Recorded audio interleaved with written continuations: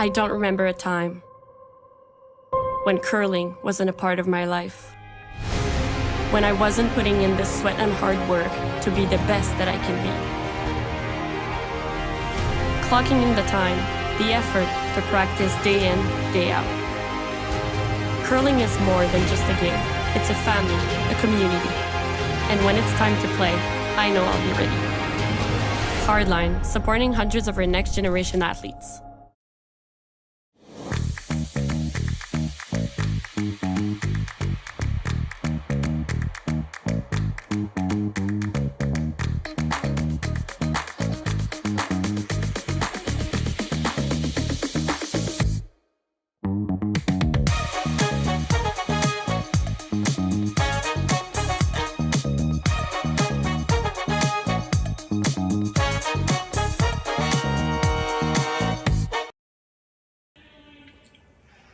Good afternoon, everyone, and welcome to the men's final of the Saville U25 Challenge here at the Saville Curling Center.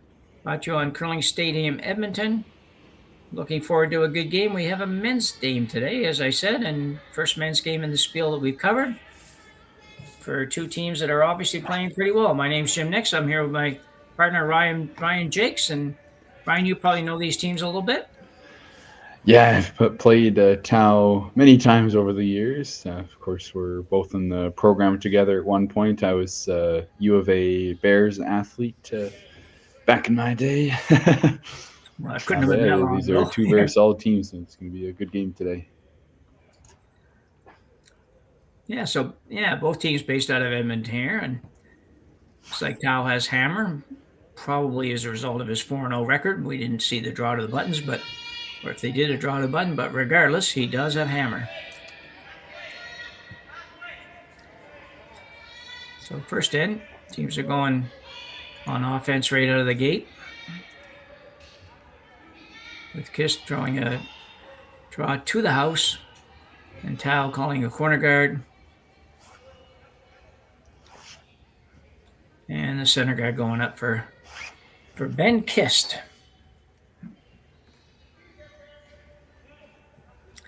Couple of coaches at the other end. First time we've had two coaches out there at one time, so that's interesting in itself. Women's game going on beside us. Of Asian teams over there. And FYI, on my third camera view, we can kind of see the away end of that sheet, so yeah, take a peek over there sometimes if we want. Okay, yeah. So the intern come around the corner for Team Tau, trying to get by that one if they can, and they almost did, but not quite. A little rub, rolls in partly behind the guard.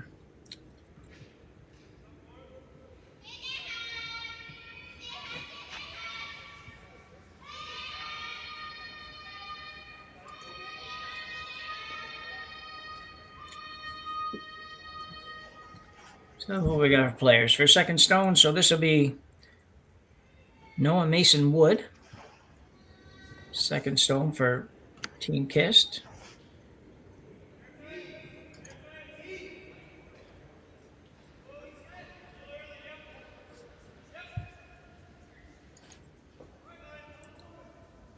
Coming around the center. Looking a little bit light.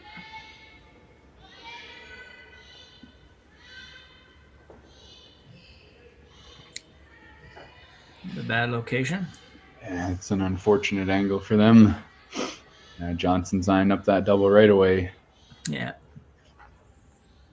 It's quite a program they have at the University of Alberta.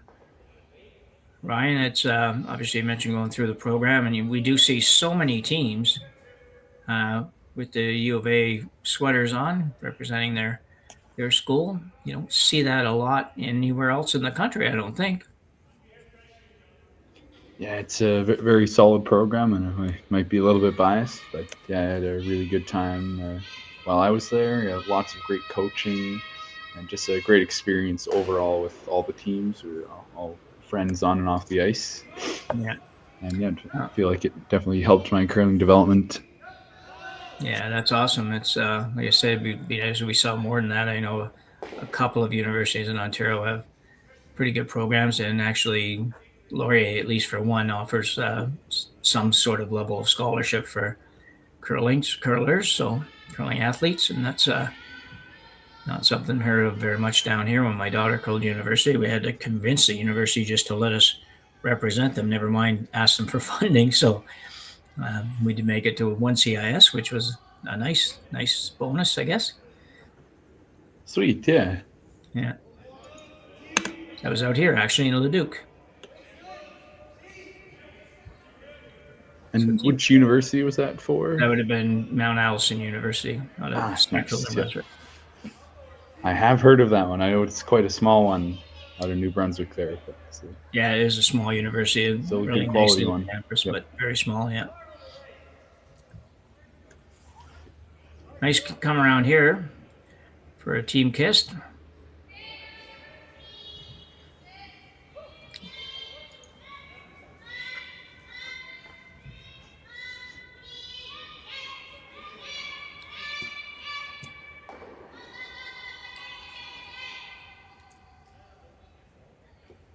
Ben Morin. Second stone for Team Tau. Ryan will correct me when I get any of these wrong. I'm sure I'll have a couple, but playing the freeze. Good. Sorry, Ryan, cut you off there. Oh, no, sorry. It just said sounds good.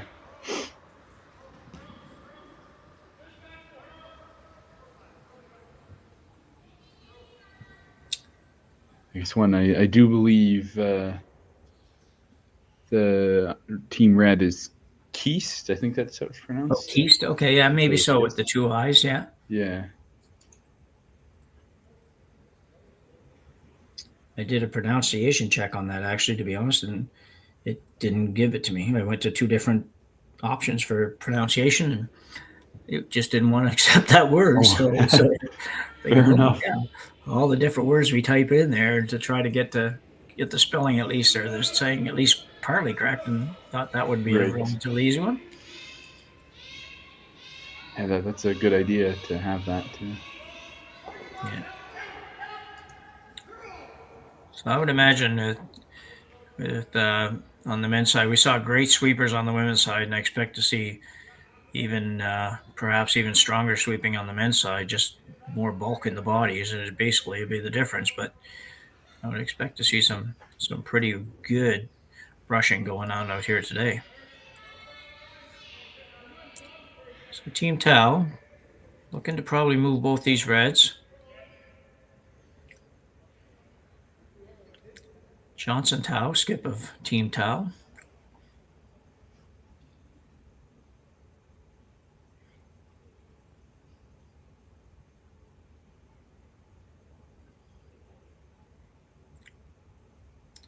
Probably a little bit of a down weight shot. Imagine somewhere around board or thereabouts on this one.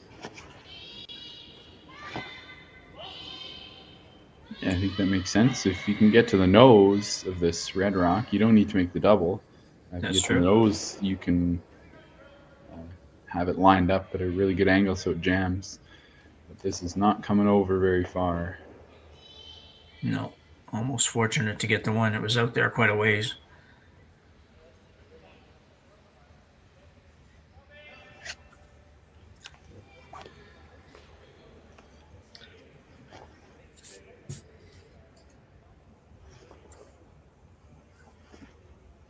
So third stone for Team Kiist. Taryn Algot will now be asked to come right around again. A little bit of heat on the Tau team here if they can keep making another draw or two around that center guard.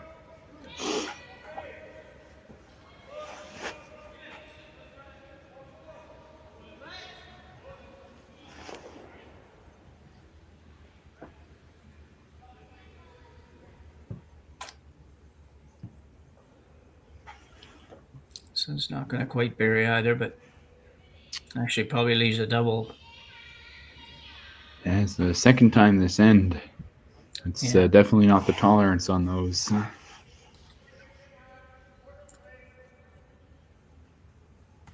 No, and I know he was trying to make it move a little bit more, but probably just could have come off the broom a little bit, let it die on soul. Might have been a little bit better off, but we're talking inches here, so Team Tau now. Third stone is Jaden Newart.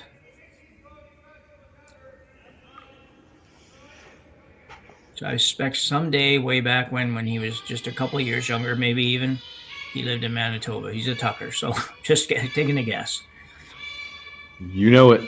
Yep, he moved to Edmonton to join the program. And there's Is that right? Yeah. actually many of these players have moved from around. Like Ben Morin was from Vernon, BC. Okay. I can't remember if he moved earlier. I think he just came for university. And then Jaden Newart from Winnipeg, Johnson Tao from Vancouver. And on the women's side, we got lots of others as well. Lots from BC, Manitoba, even an American as well. Oh, yeah. But Andrew Knoll, the lead on this team, he's the sole Albertan, born and raised. At least I believe. I shouldn't say that. I don't know for sure if he was born here, but he lives in St. Albert with his parents are in the area. That's interesting. Well, missed opportunity again there for Team Tau, though. That was twice in a row, or not twice in a row, but 2 times they had a chance to make a double there. That was a relatively simple double also. So that's certainly a simple double to get rid of both, and might not stay, but just didn't curl enough. Too much ice, too much weight, one of them. Yeah, not sure. But I do know so far both teams not quite on the right side of tolerance. You'd rather stick around and miss the double that way than roll out and stuff it like that. Yeah, exactly. Yeah. And same with the Kiist team here. You don't want to bounce off and leave a double. You'd rather be short, or at least a little bit tighter with enough weight that you can get fully buried. And that's a really nice spot. Nice weight for Ben Kiist on his first stone. Don't know that's exactly where he wanted to be. I suspect he was looking to be a little higher, maybe half guard that back red one, but take a part of it away. So Johnson Tao didn't have a chance to freeze in the pocket, but regardless, first in, that's not bad. For sure. And just a heads up to everyone, I would show the house overhead, but just working through a couple technical things. So sure, we're stuck on the screen at the moment. Okay. But we will get it all sorted out for you. Sounds good. Pretty easy so far anyways. There's 2 red ones in there. The yellow one that's far away. Yep, exactly. So Johnson Tao. There we go. I'm going to put it right on the Tim sign.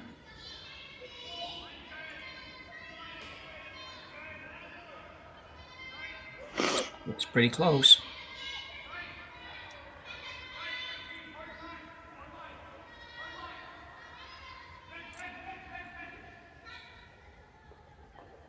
Very nice. Excellent. Little bump. Probably would have preferred it not to bump, but still a pretty good shot, I think. Yeah, I'm sure he'll be happy with that one. Yeah. I swear, you look at sometimes, we talk all the time about just those little misses, and sometimes the tolerance issue, sometimes just a slight miss where Ben Kiist on his first one just went a little deep and a little right and allowed Johnson to make that shot. They're not always going to make it against you, but this level, they're going to make it more often than not. So took away probably the steal opportunity, but Kiist can force him pretty much to 1 here with just making almost the exact same shot, to be honest. Just don't throw it any harder so you don't bounce off anything or whatever. He'll get a force pretty easily if he can just throw the same shot and sit right on top of that yellow.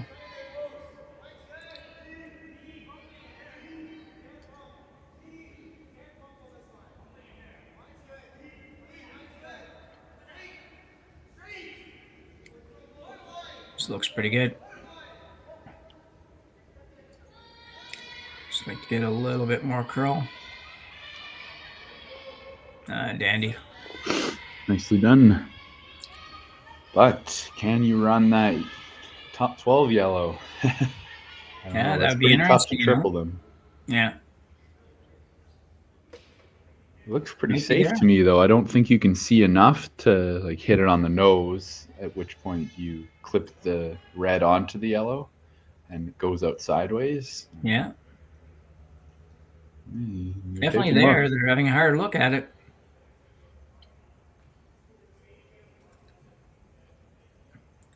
It would be hard for the yellow to go far.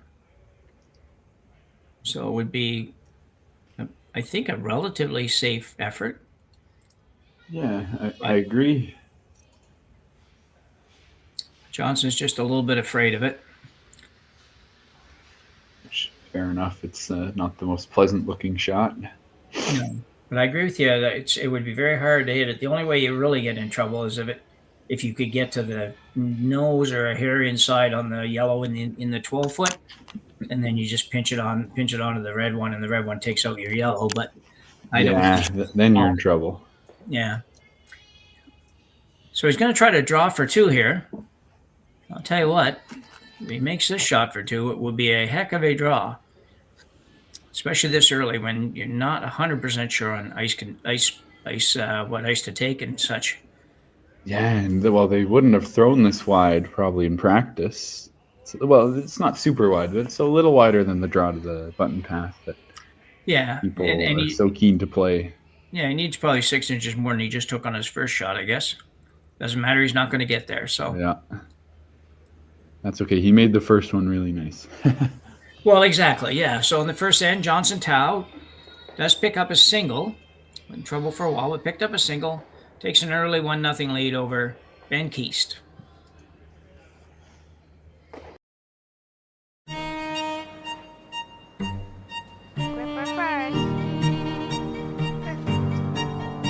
Don't forget the brooms. Yep, you got it.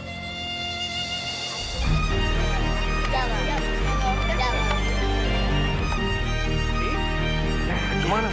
Okay, well, what do you got? You got 1, you got 2, you got... Just one more throw, please. You make moments like these possible. Handcrafted in Canada, Hardline's ice pad has revolutionized curling for over a decade. Engineered with top-tier precision and durability, it is backed by an unmatched 10-year warranty. Designed for curlers at all levels to sweep effortlessly with maximum efficiency, it is trusted by the world's best curlers, including Olympic and world champions. It is quite simply the best broom in the game. Hardline. Join the revolution.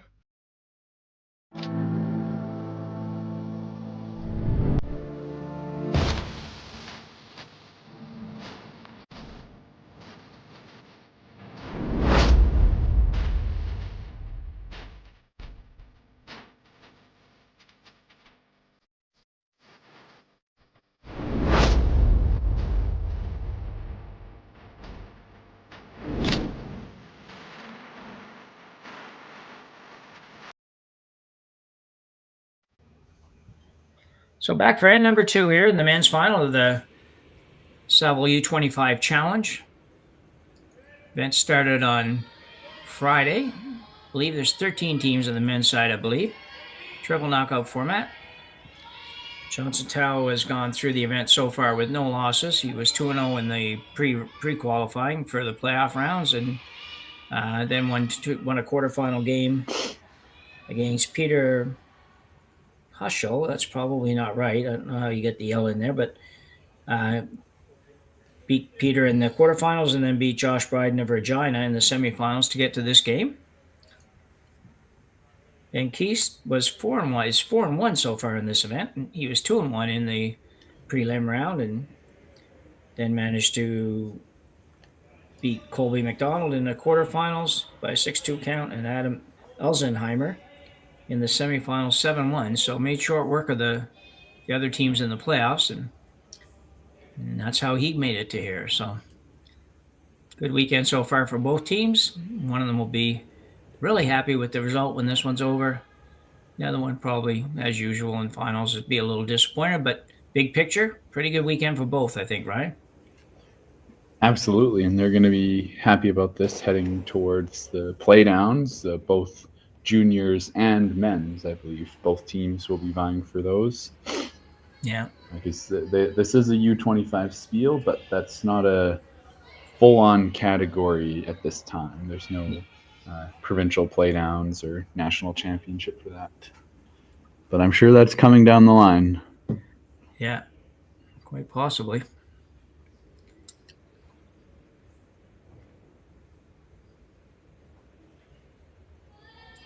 So Johnson Tao now with 2 in the rings. And the one corner guard up for Team Kiist. Lead stone for Kiist.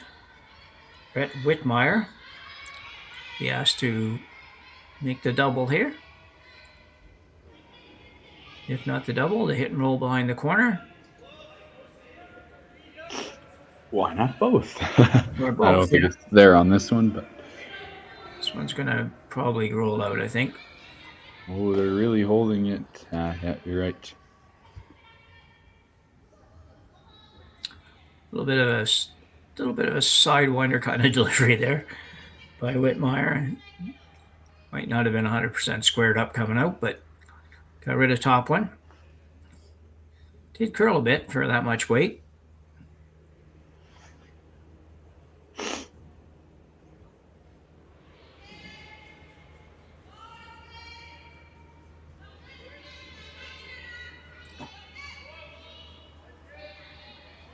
Second stone for Team Tau. It's Ben Morin. Putting up a guard, tight guard.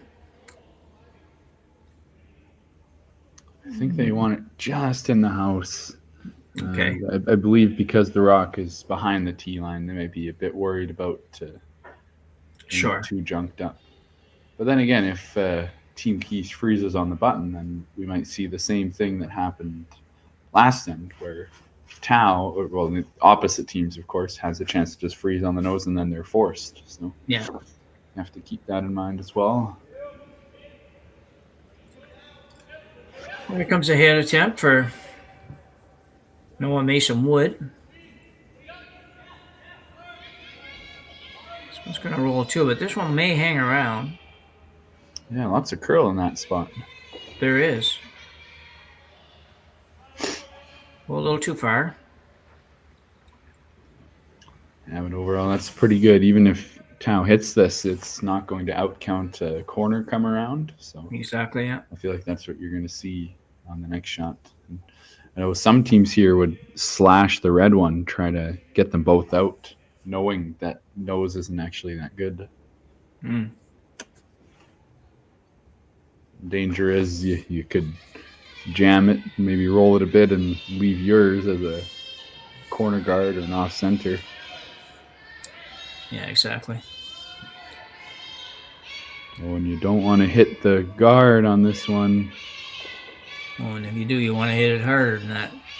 Maybe that's hard enough. Oh Get it out. my. You'll just sneak it out, and he does. Boy, I'll tell you, he didn't have a chance. Whoever sweeping that didn't have a chance to make many strokes in there either, so I didn't think that was going to go out on its own, but Wow. he did get it out. Which isn't perfect, but it's better than having it stay there and have Kiist hitting to sit 3. Yeah, that's another risk with those shots on the other side of the corner guard. Yeah. I don't know if you can tell, but I'm not a big fan of those kinds of shots. No. That's fair. No, Mason Wood. Put it back in more or less the same spot. Try to get it over a little bit more. He does.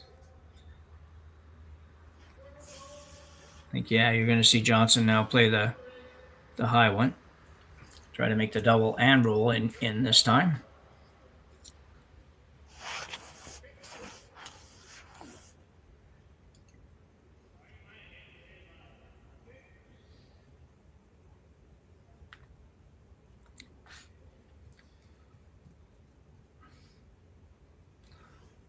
Jaden Newert, as we mentioned. Houston is a Tucker. Tuckers, generally speaking, are really good hitters.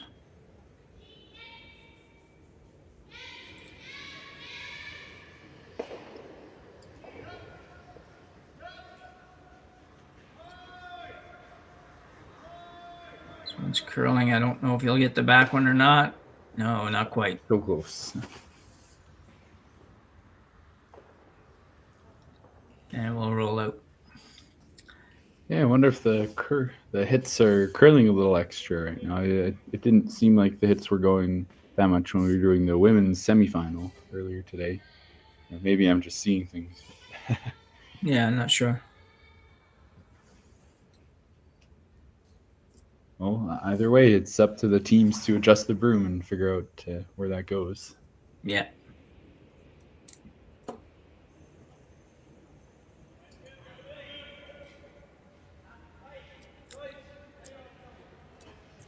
So Ben Kiist going to throw the corner guard back up on the one in the house. This one looks like it could be a little too deep. I haven't judged weight very well this week, but it's going to be okay. It's a deja vu all over again. Yeah, exactly. Probably like to be just a little longer just so he couldn't do this hit and roll on the ring thing, but still pretty good. Yeah, makes him shoot for it, but Yeah. Jaden did just throw this spot, so he's going to be pretty close on this one. Yeah, just a little off so far. He's thrown 3 hits so far, 3 shots, and hasn't made any of them perfect, and just a little bit off. Needs to get loosened up a little bit. This one should get the back one, and does. That's much better. Oh, and an excellent roll as well. Yeah, more like what he was looking for.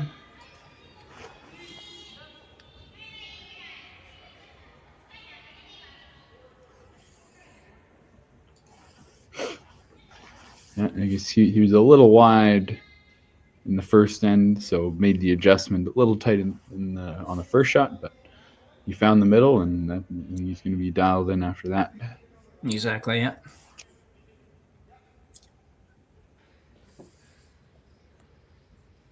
So Ben Kiist looking to try to make a hit and roll here.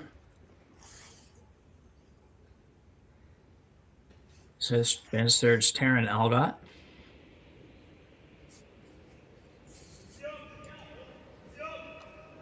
Jim, how do you think Team Kiist would feel about a blank here? There's not much opportunity to get 2 points in there. Yeah, I think at this point, with only a couple of rocks to come, he would definitely like to see that. It's going to be hard, though.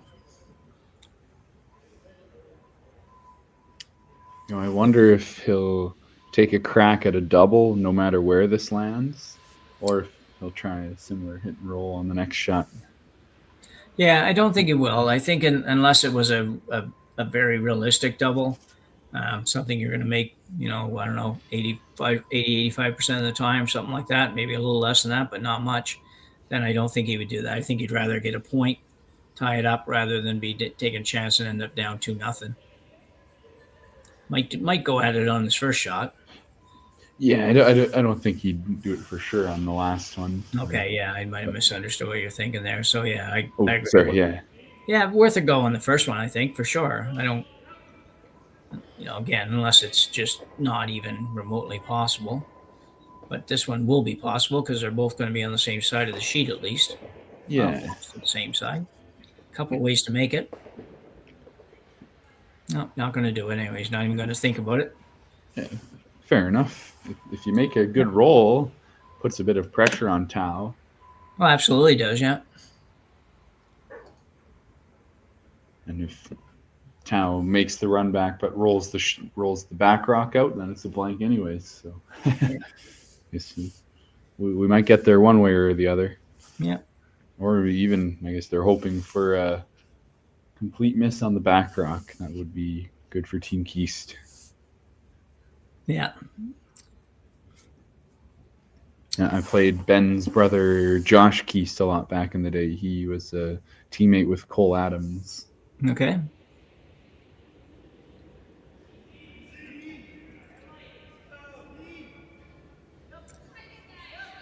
So Skipper Ben Kiist looking for a little bit of a roll. They seem to be trying to make. Okay, they're going to try to make a curl now. I think they're going to be closer to the nose than the roll. Yeah, you need to get that one to curl a little more. Early on, you're obviously a little afraid of trying to make them curl too much. You carve them quickly, and sometimes when you do that, as you know, it's you start them going and you can't stop them sometimes. So it's like oh. Yep. I guess unfortunately you don't get to change your mind sometimes halfway through. So got to be a little careful with that carving, and especially if you're not somebody that's practiced it a lot. These teams, I'm sure, have practiced it tons, but for sure. And on some ice surfaces, it seems like it does a whole lot. And like you said, you got to be careful early on because even if it changes the angle just a little bit, the shot has so long to go until it gets to the target. Yeah, that's right. Carving late, it doesn't have as much time to follow that new trajectory. Yeah. So Johnson Tao looking to hit and sit 2.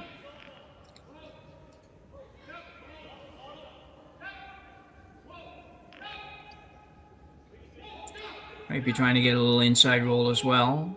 He's going to get it. That's very nicely done. That's really nice weight control on that shot. It's the best way to make it. Interesting here to see what Ben Kiist decides to play. Yeah, you always want to make the other skip think between 2 different shots. Yeah. Looks like he's going to play the hit. Is he trying to roll out on this one? Yeah, I don't know. It's a good question. Can hit high side. You can probably take a chance on the high side. But in the overcurl, I think it would be a little risky. Yeah, agreed. Yeah, I think he might be able to roll this out over the top. Yeah. I don't think he'll be too upset if his red sticks around a tied game. Got to get that double, though. Yeah. A lot of teams would draw in this situation, too, if you weren't somebody that... Yeah. This one's got to curl a bunch. Not going to get an over there, I don't think. Ooh.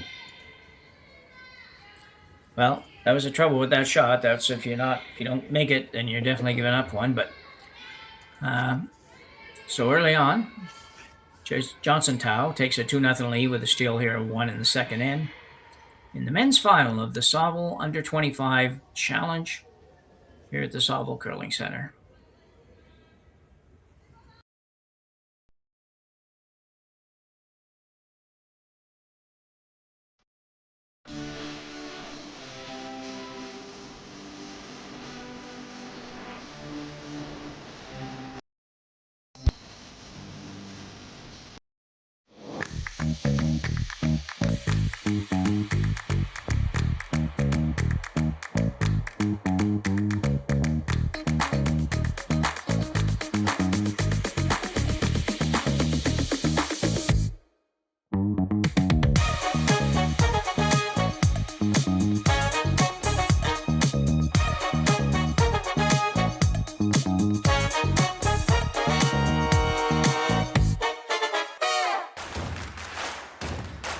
Imagine being able to stream every curling game from every sheet from any event, be it your Wednesday league game, bonspiel, or corporate event.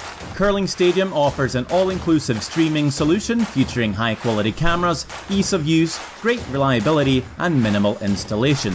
Offering your sponsors customizable ad space on your streamed curling games and being able to sell video packages to your corporate events for increased revenue. With Curling Stadium, you can stream to any device, be it your mobile phone, tablet, or computer. Push the feed to your desired platform, be it Facebook, YouTube, or any other social media.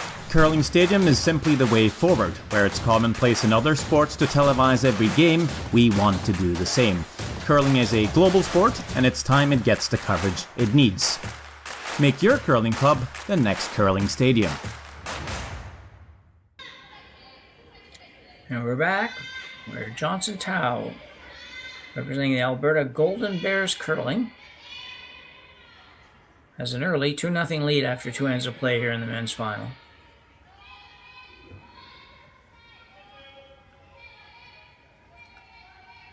Made one very nice roll in the last end, and his final shot just controlled the weight nicely and made a little roll, which enabled him to force Ben Kiist to play a double, and Ben only got the top one and gave up a single. He could have drawn. That was his other option. He would have had to just draw basically a little better than full 8 foot, but thought the double was better if he could get a double and blank. So he has a little work to do now. Yeah, a little bit of risk reward last end. The blank would have been really good. Yeah. But had to get that double either way. But it's good news. Still early in the game. So no problem. You make your shots from here, you'll be good to go. Yeah, exactly. So corner guard up, but a very, very long corner guard. And I wonder if they'll throw a double corner on that. They might. Kind of a new play that didn't used to see that much. Hey, Jim. Lots of double centers, but most teams would just split the corners, but it seems like teams are doing that more nowadays. Yeah, I haven't been around it enough to know, and since I don't play competitively anymore to speak of, it's I just haven't made up my mind exactly on what I think of the double corners, and I guess partly because I don't play with a lot of people that are going to be able to put one high and one low and consistently. Lots of times we're going to end up with them both beside each other or something. So Right. Yeah. I'm a little better off usually splitting it. If I want to definitely have 2 guards, 2 corners, I'm better off with them on each side of the sheet. But it's a good looking shot here. They roll behind the corner. Well done. A little further than he wanted, but still a good shot. Yep, that'll do the trick. Yeah.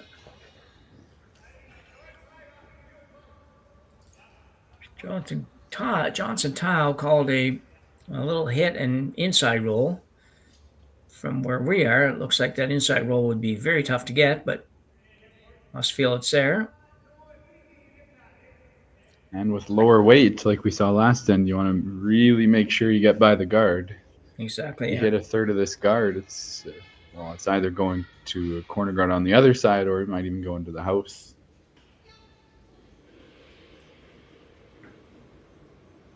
Second stone Ben Morin. Just asked for a little extra ice.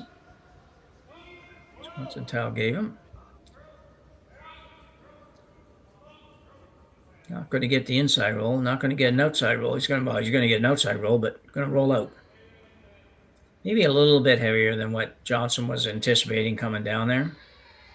Looked like that was pretty close to what I would consider to be a normal takeout weight. Yeah, definitely could be. And makes sense given the context of the shot. That was, Yeah. like I was saying last end, I don't think it's very valuable having your own rocks over there. It makes the corner guard harder to peel as well. So Yeah. I don't think Ben necessarily minded rolling out on that one. Just make sure you get by the guard. Oh, yeah. Uh-oh. Gonna miss this, I think. Get a little piece. Not much. So Noah Mason Wood with a open hit miss here. Team already down 2-0. Gotta be a little careful.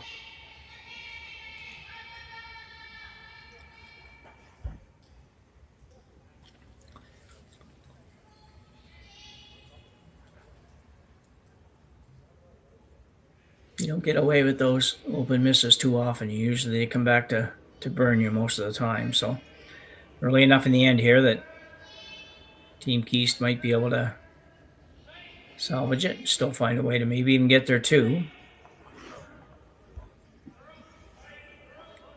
Need this one to move over.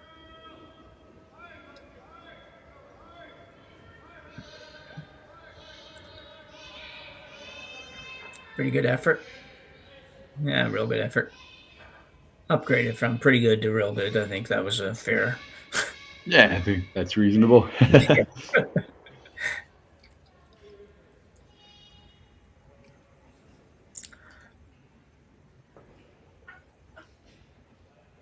they've been working hard, both teams, this weekend, and see who can put the cherry on top. Yeah.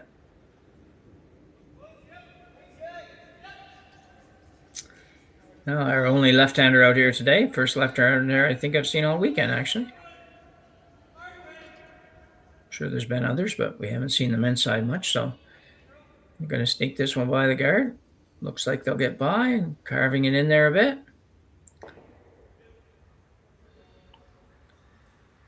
Good throw.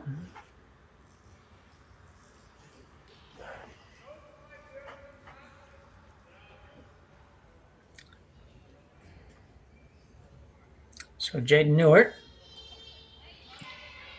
with a little hit and flop if he can make it. Definitely room to make it. Bring the weight down to the right.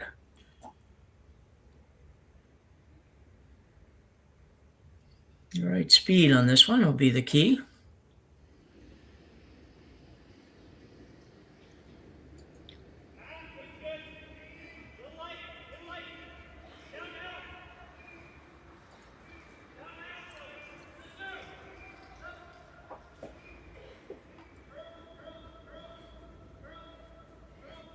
Looks pretty good.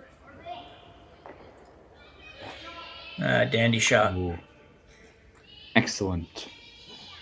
So Jaden, after a little bit of a slow start, turned it on pretty good here the last 2 or 3 shots.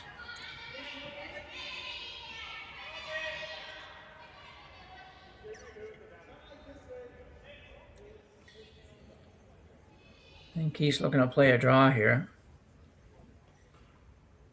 I think he has to make sure he scores in this end or blanks. I don't think he can afford to give another point. Even a single point, really, just hard to recoup the momentum if you're down another point. It sure is. It's only 8 ends, and they go by pretty quickly. Yeah. Taryn Algott. Delivering a freeze, really.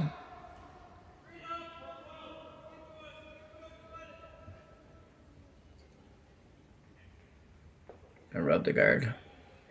Not quite enough weight. So Team Kiist struggling a little bit.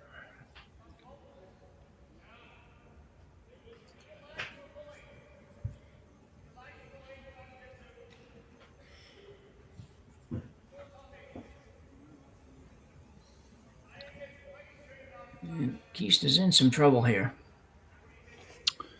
Yeah, they've kind of got both sides blocked off now by their own rocks. Yeah, exactly. Yeah. That's just part of the nature with corner guards. I guess that's another reason more teams are going to the double corner guard stacked high and low. So you leave one side open. But it is still a tight red guard. Like, it's not too difficult of a slash. They can open things up a bit. Maybe even stick a red in behind there. Yeah, it's pretty short. It's only like 4 feet, 5, probably 4.5, 5 feet most. But I guess the problem, and tale as old as time, how misses during an end, they seem to accumulate.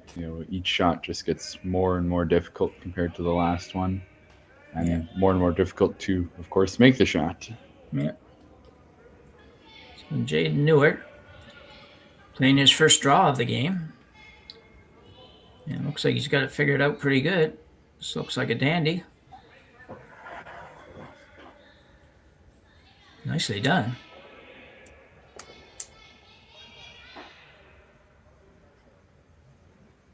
I think you got to run that center guard, Ryan. Yeah, I agree. You Move, can get 3 of the yellows moving. Yeah. And still use that red one later. Yeah. You just can't use it now, just because if you don't happen to get anything out of it, then you may never have another shot at anything. So Totally. Really needs to move more than one rock here too.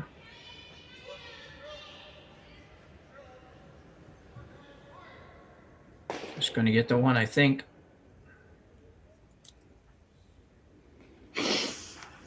So Team Kiist still in some trouble here. As Ryan mentioned, there's no draw to get out of this thing either. It's there's just nowhere to steer the rock through to the 4-foot right now. But he does have his red one to work with on the left-hand side as we look down the sheet.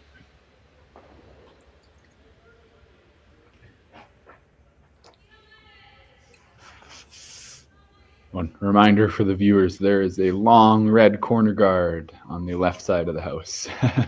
Yeah. So Jim and I aren't crazy when we're saying there's no draw, there's no draw. Yeah.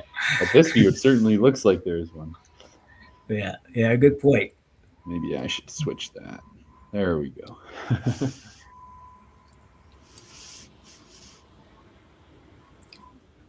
Johnson Tao. Like the way he throws. Of course, there hasn't been anybody earlier this weekend. I think that I didn't like the way they threw, so.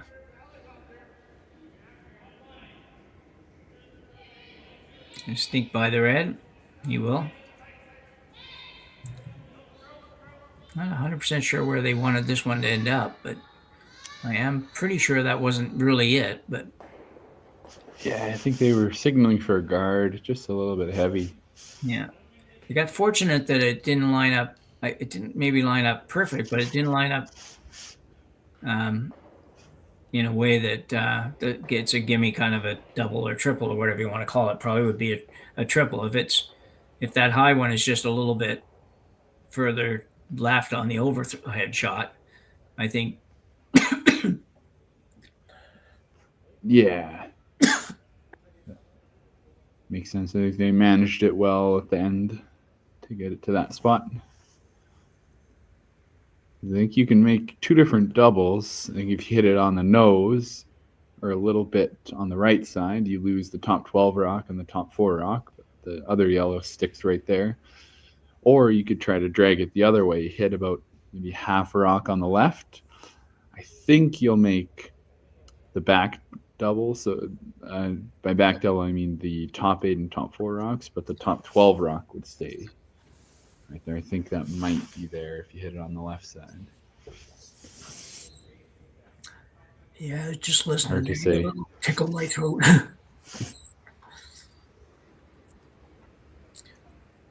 Either way, you got to move some rocks here. Yeah. Bring the heat. Make sure you open up some sort of draw path.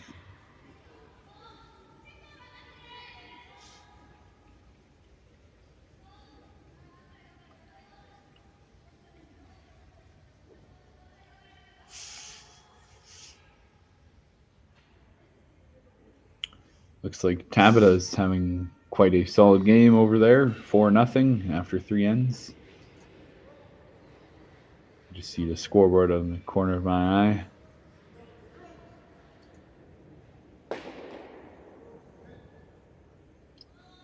Yeah, that's a nice shot.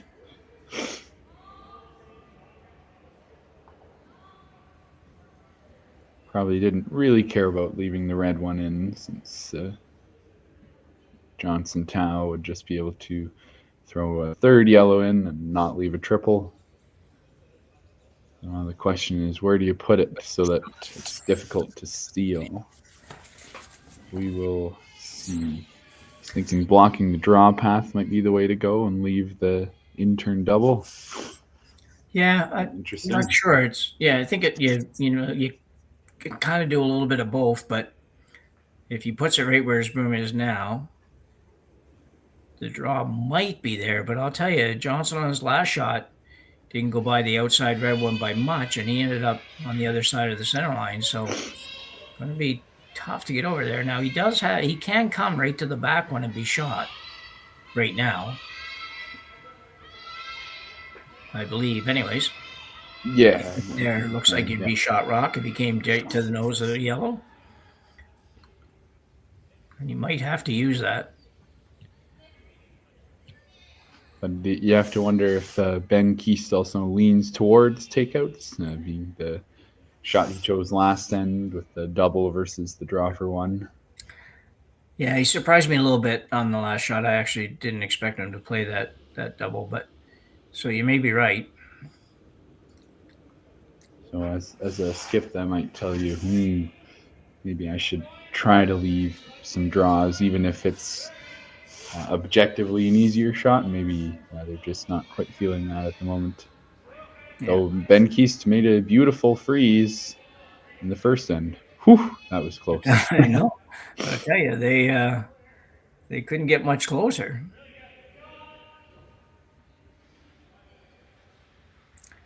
Well, what do you do here, Ryan? I think you make that double. I am curious why Team Tao didn't want to curl that rock over a little bit more. Yeah. Yeah, if you make the double, just get the double kind of stuff so that your shooter will stay. Yeah. Yeah, don't have to whip this one. Yeah, it's not far off a nose hit to make the double, right? Just a smidge.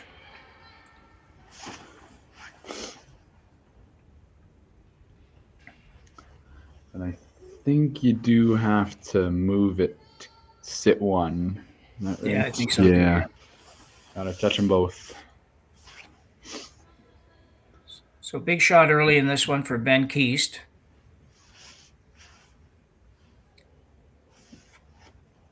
Really needs to score, and at the very, very worst, even though it wouldn't be great, he doesn't want to give up more than one. But right now he's going to be thinking about scoring. Should be close.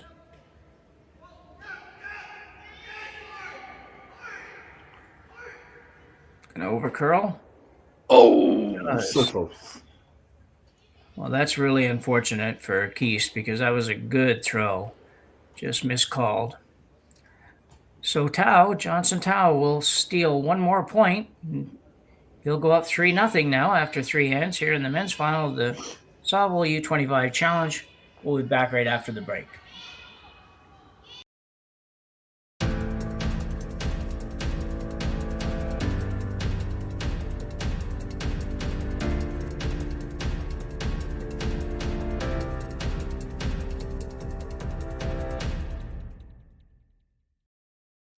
I don't remember a time when curling wasn't a part of my life.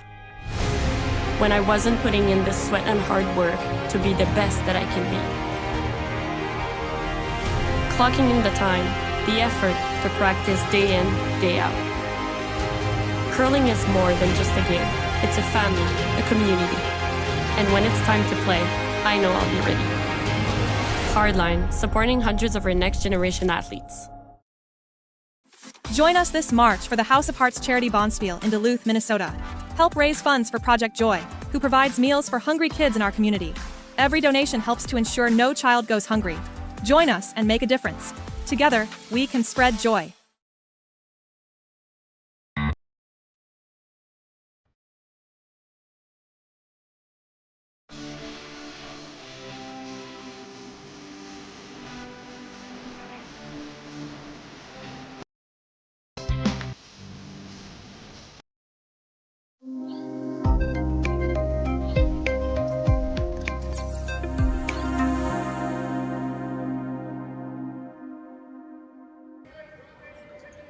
So we're back where Ben Kiist is trying to figure out a way to get on the scoreboard here. He actually forced Johnson Tao to make a really good shot in the first end to prevent giving up a point or two. But since then, he's been kind of under the gun to score and just hasn't been able to pull one out. Hasn't had great opportunities, mind you, but they need to kind of get something going here before this one gets out of hand. Yeah, they need to find a way to turn things around here. They're not far off, just a couple half shots here and there. And Team Tao capitalizing on those. Yeah, just a deuce here would be make the game basically almost back to even. So And there would be a big momentum shift. Another pretty long corner guard there. it is, and I've seen that a lot this weekend where the corner guards have been what I think to be in most cases too long, and I don't know. I don't know exactly why. I guess people get used to throwing a corner guard a certain distance, and they just don't put them in a little tighter. I think you got to be these corner guards on this ice. I think have to be fairly tight. I know you play here all the time, Ryan, so I think that would probably be a fair assessment. If you're going to really use them at this level, they're going to have to be much tighter than that. Yeah, I have to agree with you on that one, Jim. We haven't seen Kiist be able to effectively use a corner guard to this point. They've been a little bit too high, so Tau has always been able to chase it on the outside, like you saw on the first couple ends. Yeah, exactly. They're going all the way in there, but they shouldn't be too upset if it stops as a tight guard. I'd say that's the tolerance here. Yeah, makes sense. I guess this shot will kind of prove to us if that guard is too long. If he makes a really good shot and Tau's still able to chase it, and they know they'll have to bring it in a bit tighter.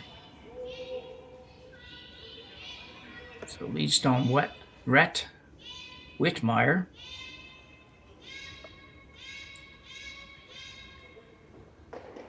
Consistently have overcurled those corner guards. They almost everyone has kind of come out the other side.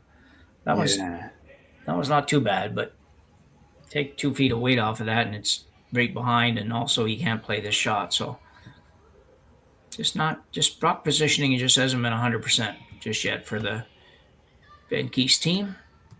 That could easily change. Sometimes we've seen it. Sometimes it only takes one shot by each team, one good one by Kiist and one not so good one by Tau, and all of a sudden things can turn around in a hurry. This can get a lot closer quickly. Change of rocks there.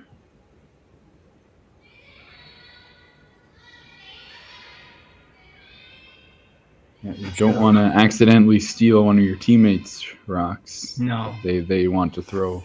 Yeah. Rocks are pretty good at the Saville, but there's a few that are a little different. Maybe a couple feet slower on a rock or a little bit straighter. Okay.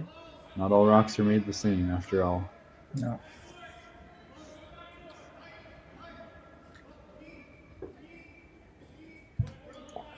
This looks like a good shot.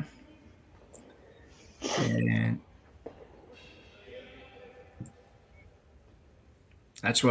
speaks to our point about the corner guard. I mean, that rock was on the other side of being dead buried, and Johnson Tau's team came around and hit it with really not much trouble at all. They could probably have thrown enough weight to remove it quite easily if they wanted to, I think, Ryan. Yeah, I think so. But they preferred to get a good angle on it, I guess. But yeah, my first thought was that they would try to chase that one, no matter where it was. Yeah. No Mason Wood. This looks like it's going to be on the corner guard, which is really unfortunate because they don't want to lose that corner, and they definitely don't want to go over here and guard the 2 rocks in the 4-foot. Oh. So if you could get negative points, and not all on him, but if you could get negative points for a shot, you would have got negative points for that one. Yeah, that really hurts. Terribly.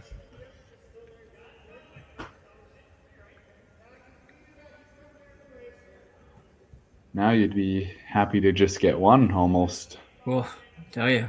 To open it up a bit to run back. There's still 5 rocks left.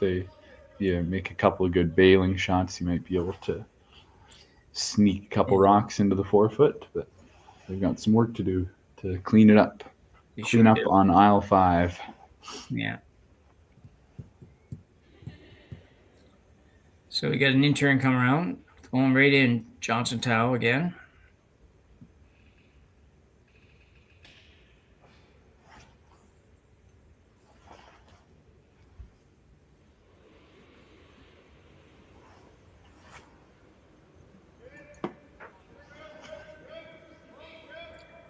Ben Morin, second stone for Tao.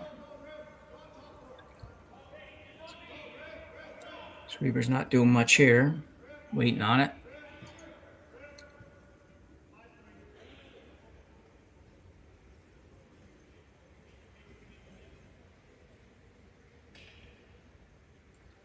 Third stone, Jaden Newart sweeping that. Boy, he gets over top of it. Gets the weight down on her.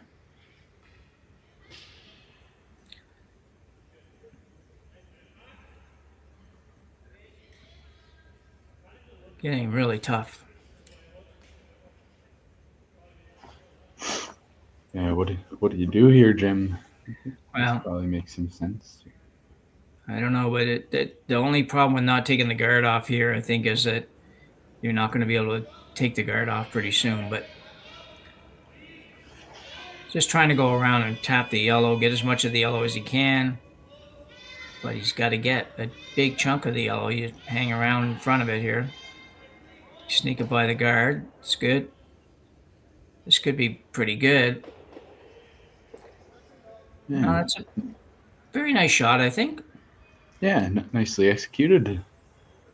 It's tough when your nice shots are when you're only counting number 4, but regardless, that's a whole lot better than it was just a minute ago. There's some opportunities there now to make a double across the way there, or to make your red tap if they're still there. There's some opportunities now where there weren't before. So with 4 rocks to come, there's a little bit of light at the end of the tunnel again, as they say. Absolutely, yep. Yeah, coming down to take a look, but yeah, the good news for Team Kiist, those yellow rocks that are sitting shot, they're not getting any closer to the throwing end. They're only going to get further away, and that red one can be promoted. Yeah, They have time. Let's see what they can do.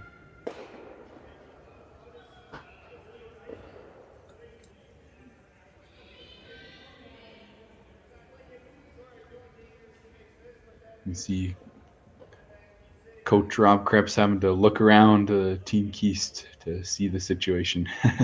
yeah.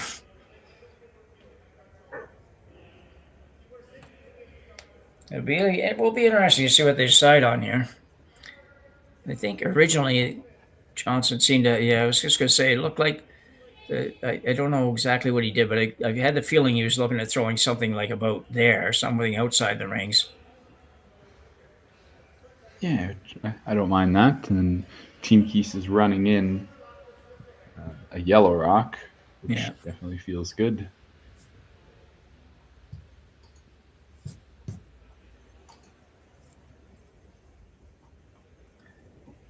So he's still in a heap of trouble, really.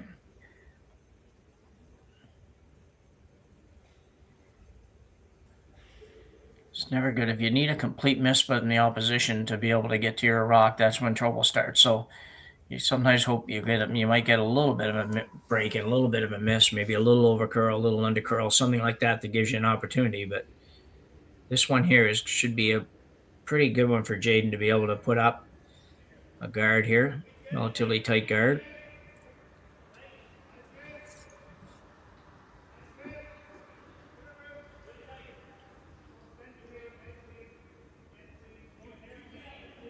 This is coming in nicely. That was a good sign when the sweepers are kind of just cleaning it into the spot. Really good.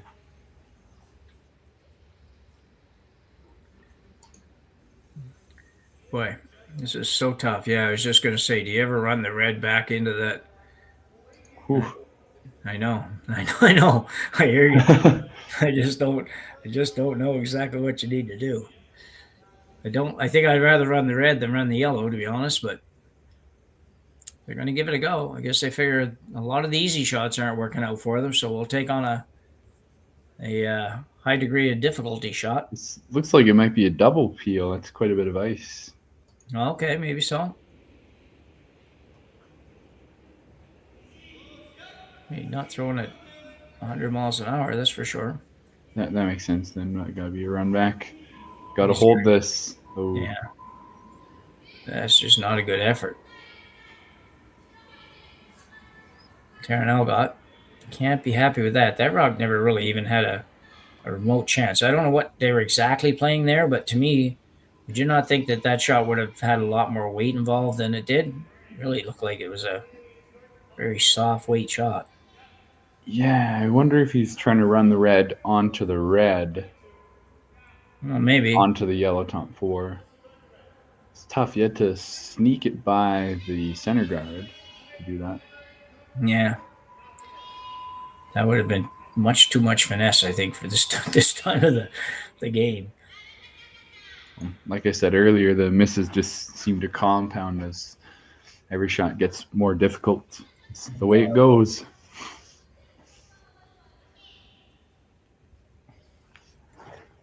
Well, I guess if there's any good news for Ben, it's Ben Kiist is that the intern draw to the button is open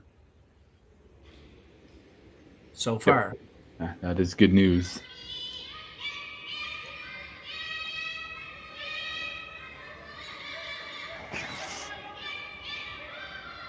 Jaden Newert.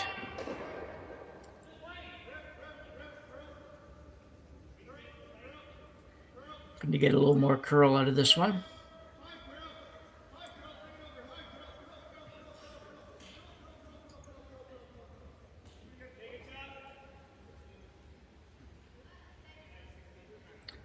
What do you think? Is that enough curl? Is it a good shot to play through the hole onto the red? You need to throw pretty down weight. I don't know about that. Yeah. Well, and you want to be, it's a tough shot. Can't really quite see past Whittemeyer there, but could definitely get through the hole. But it is tough and really tough to. You have to over curl it a little bit. Yeah, I don't know. That looks pretty small there. It looks not too bad on the overhead, but. So what did they settle on here? We were looking at the other playing the draw here, I think. Yeah, it looks like they're pushing all their chips in. Yeah. See if they can get 2 rocks on the button here. It's just so few rocks left. You could have played the yellow that he just threw, running into the other yellows, and get rid of all of those, and then you'd be number 3 with a chance of maybe playing a double at some point. But when you say maybe have a chance, it means the other guy has to really blow a shot, and they don't look like they're going to blow too many here.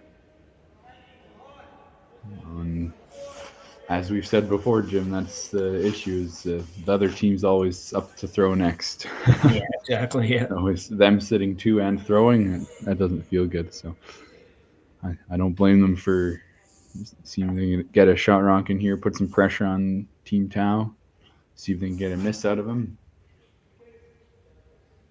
That's a pretty nice shot. They could have actually swept that a little tiny bit more, just to make sure they got over. But I guess it wouldn't have probably made much difference. They're never going to take it enough that Johnson Tau is not going to be able to get to it. But still, it's a good shot, and now they have to make a move on it, which at least leaves you an opportunity again to take it in there. So bit of a recovery for Taryn there after his first one. Makes sense. Johnson Tau doesn't have to throw in some sort of super easy guard, just lobbing it up there. Yeah. He's got to make a more precise shot. Make him, if he's going to win, at least make him earn it. Yeah. I'm not sure if he's playing. I assume he's just playing right to the back one to knock the back one out on his own. Oh, he's trying the in off here. Well, I was going to say he was looking at sort of the kind of that around the horn type shot. Yeah. He's not a fan of Team Kiist being able to use the in off themselves. Yeah. I believe that's the rationale.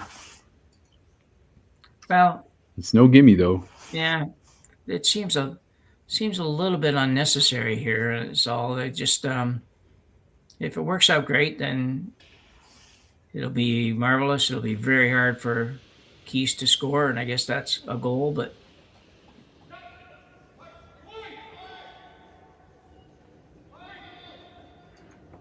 it's close. Well, he hit it, but he could have done that without going through all that.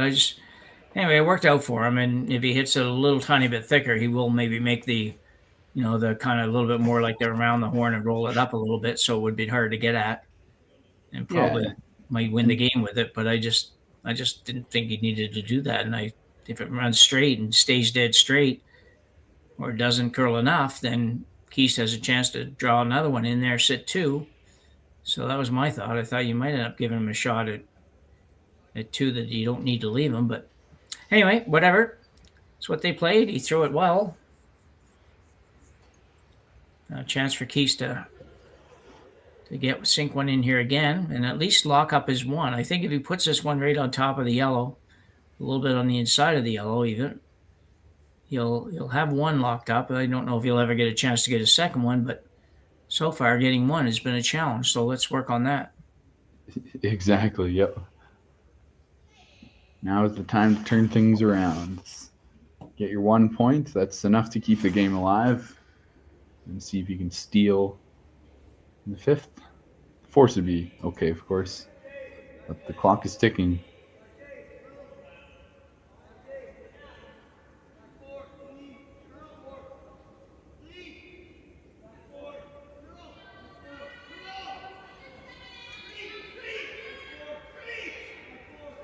This looks very nice.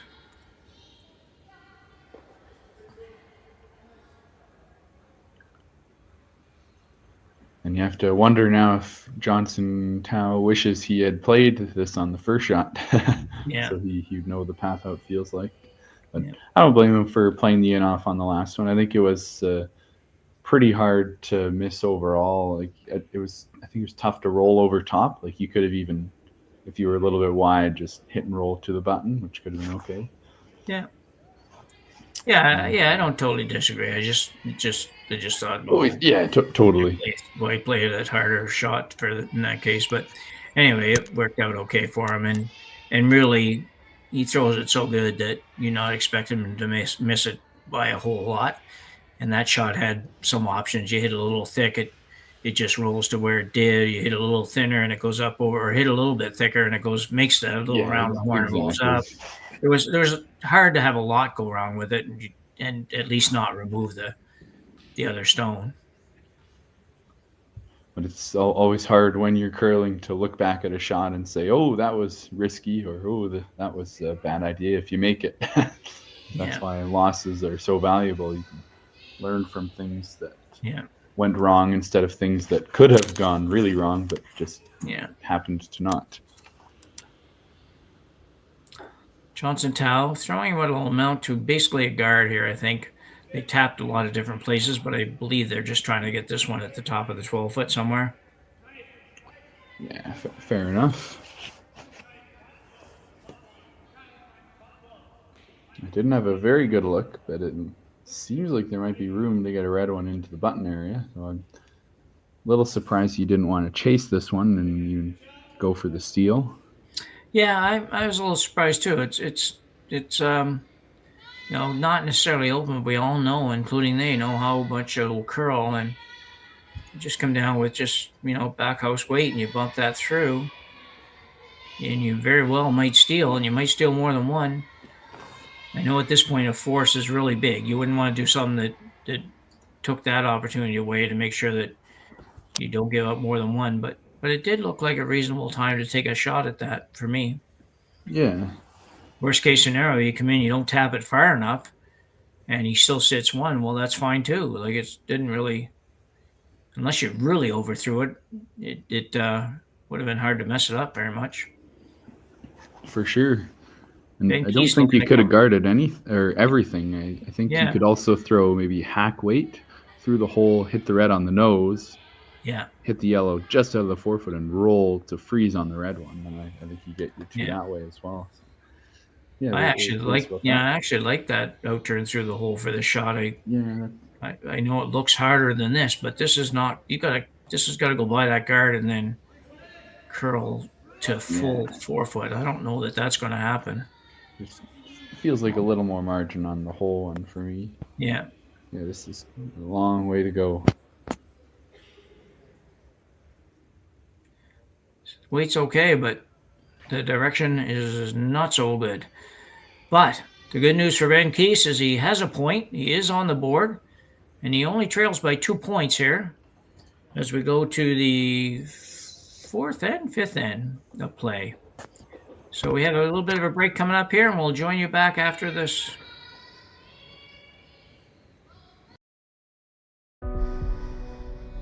Everything I've worked for, everything I've sacrificed, has led to this. It's out of your hands now. All the gold medals in the world can't help you now. You could throw the perfect rock and still miss, but it just takes one. You leave it all out there on the ice to leave behind a legacy. This is it. It all comes down to this rock. The hours in the gym, the weeks away from my family. This is what I've been training for. And all those voices trying to tear me down, I'm here to silence them. We've given everything we have for a chance to get everything we want. For over 20 years, the Sandra Schmirler Foundation has granted more than $9 million to hospitals across Canada for life-saving equipment for premature and critically ill babies. In the past 4 years alone, $4 million has been granted thanks to the curling community's incredible generosity. The need continues year-round, and with your help, we can ensure every baby has the chance to grow up and become a champion, just like Sandra. They're at it works sometimes.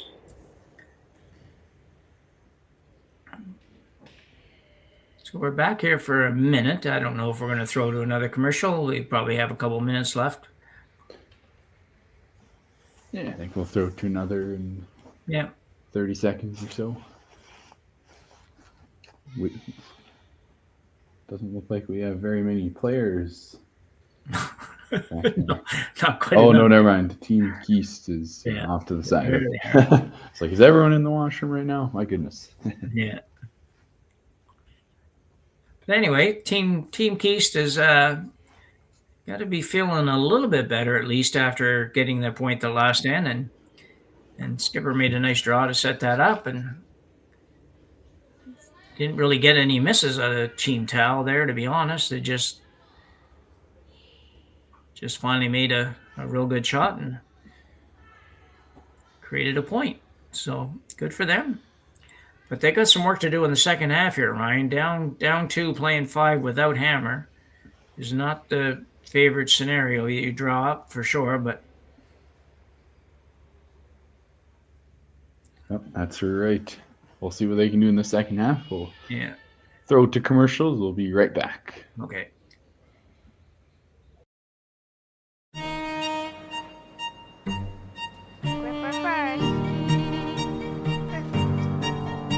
Don't forget the brooms. Yep, you got it.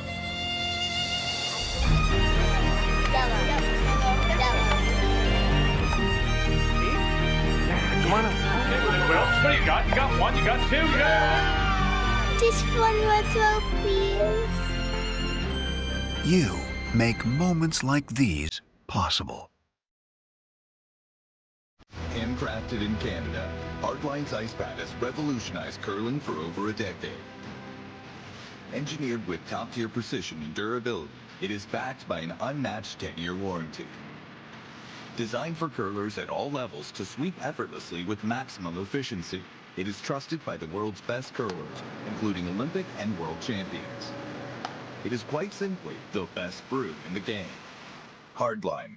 Join the revolution.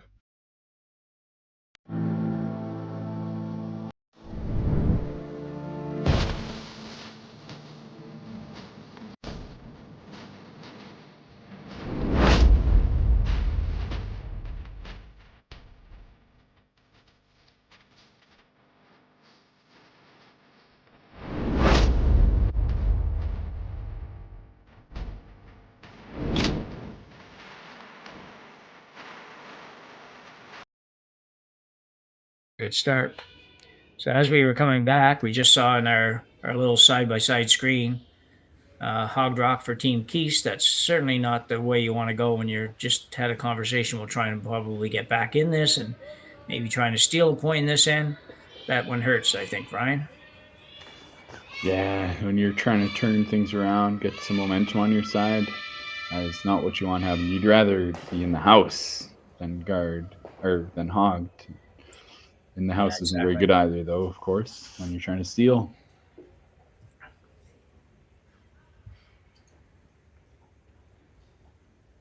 So Johnson Tao will ask lead Rhett, not Rhett, wrong team. Andrew Noel.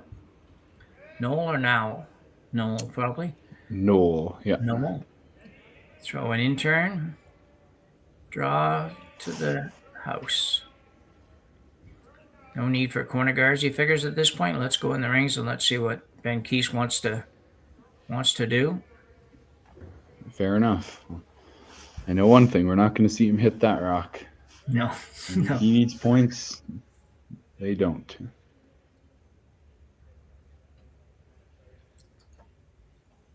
So now Whitmire will be asked to throw a guard up. Just a little bit further than the last one. Last one didn't quite make it over, so.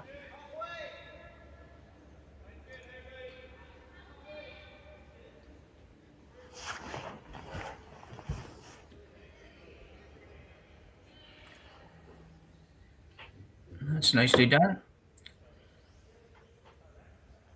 Sort of that in-between distance, so sometimes getting that second one up's tough, but not sure if they would go do that or not, but probably would. Yeah, I imagine they would.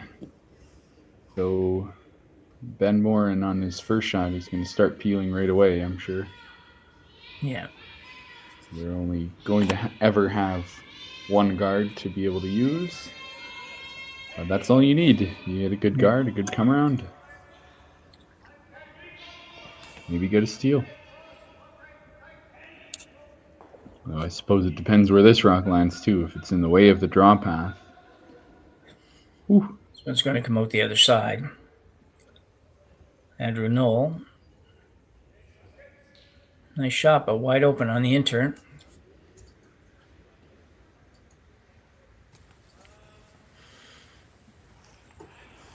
I don't think he'll be too upset about that. You know, when you're down 2 without the hammer, hit and roll is not the first shot that comes to mind. So it's above the tee line. That's the main thing. No. I think he's indicated he's going to try to make a play on this with maybe hack weight, which I'm not sure, but he sort of I thought he gave his foot a little tap there. That's usually a hack weight shot, but I think that makes sense. So no one Mason Wood. Look to move that yellow one. At least move it a little bit. You're going to move it a little bit. You might move it out. It's pretty key to stay in the 4-foot here. If you don't stay in the 4-foot, Tom's just going to start peeling the guard. Yeah.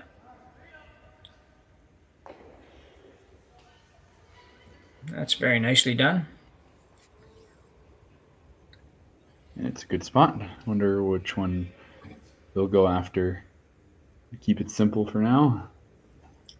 Yeah, this makes sense. Fair enough.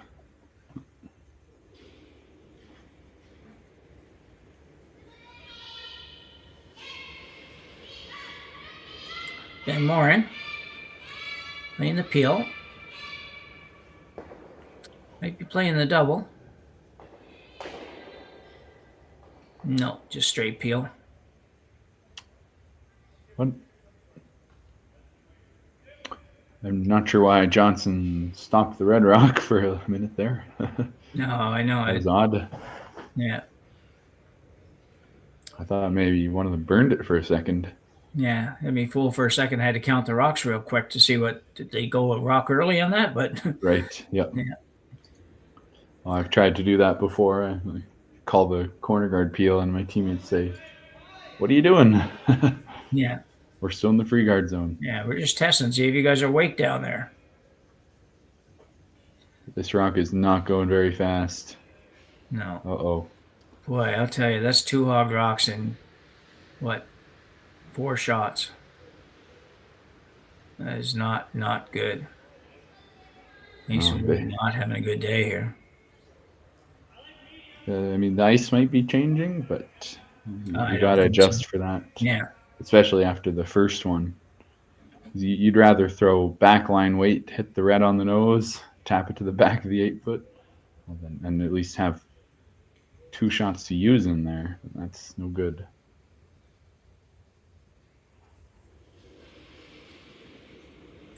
You're in big trouble now if your team Kiist. There's just nothing at all that you're going to be able to work with here. And yeah, you almost just bail out at this point. Try to go for a blank. Maybe you can get a force around the corner guard. Yeah.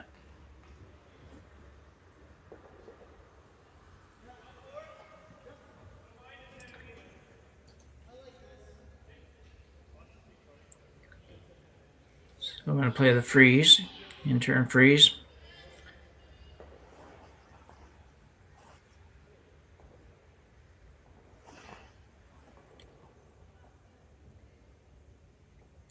Turn Elbot.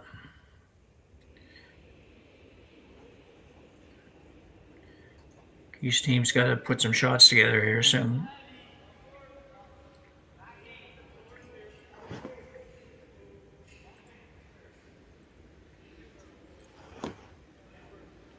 This one's got to curl a lot. Starting to move over there pretty good now, but a little bit heavy probably.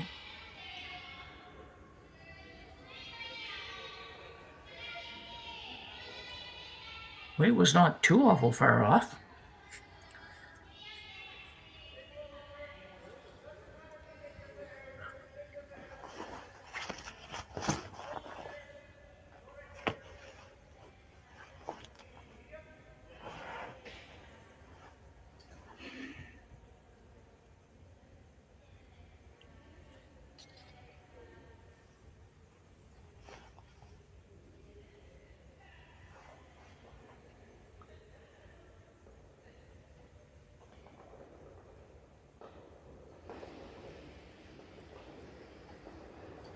Jade Newitt looking to remove the red.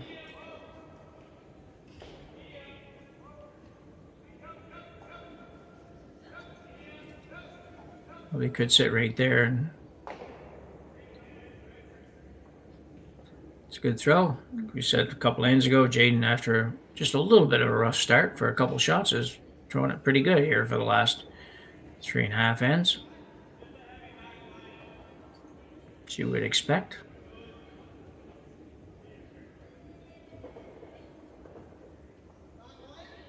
If yellow one's over here now, you could build yourself a pretty good protection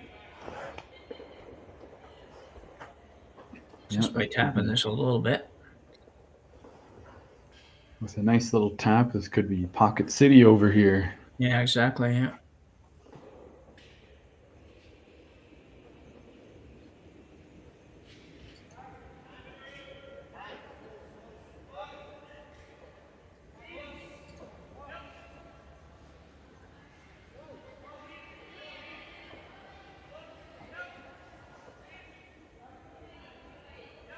This looks pretty good. Just don't want to move it too far. Oh, he's just a smidge heavy, but not bad at all. It's not a gimme, but there's room to either pick that out like Johnson's looking at, or you can get it through the hole. Yeah, there's a couple options. That'd be something. Yeah. Yeah.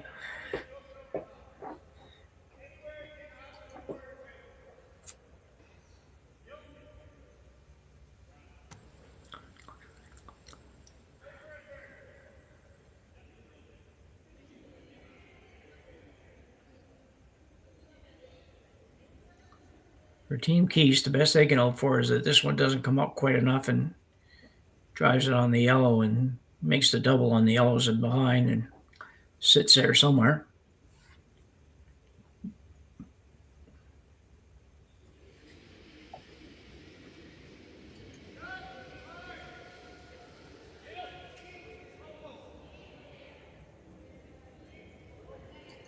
It's going to get it thin. Pick it out. I'm not sure he wanted to Yeah. touch that yellow just a hair more back. It's more of a pocket than it was just a minute ago. Yeah, I think you're right. But it's not what pocket there is, it's how you use the pocket. Yeah. That is an original quote. You can feel free to use that. Okay. Are you sure it's original? Yeah, it probably is. We'll go with that.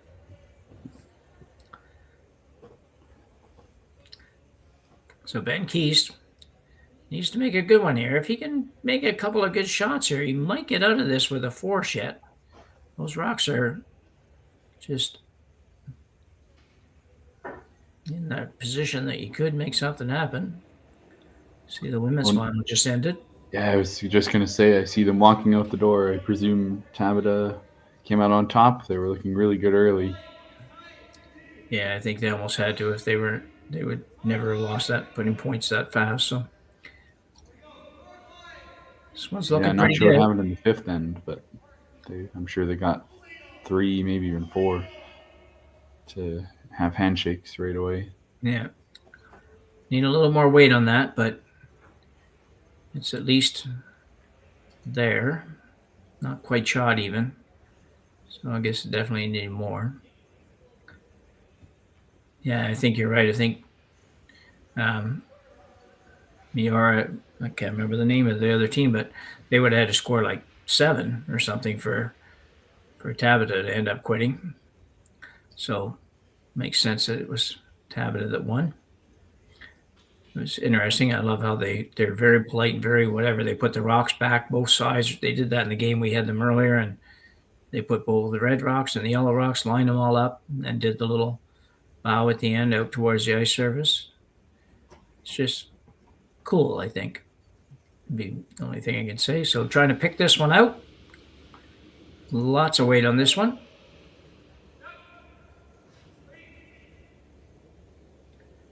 And he's got it with no trouble at all. Boom. Still there, though. I don't know if you can put it in there in a spot that Johnson can't get it out. But I think you can probably come pretty close to that. Just not exactly sure where that has to be, I guess. Actually, if you froze right dead to the yellow, probably for him to get it out to score more than 1 would be very, very difficult. I guess the problem with that, though, is the yellow full 8 is right there. Like, I think he could come off of that. Yeah. And remove the red and get 2 points, maybe even 3 if that back 8 yellow that he freezes 2 sticks around. Yeah. This is pretty tough. But they'll at least make them shoot for it. Yeah. Late on his first one, so he'll add a little. He can't add much, but he does need to add a little. This looks pretty good. Just don't want to be heavy. You don't want to leave it whole. Well, that's basically where I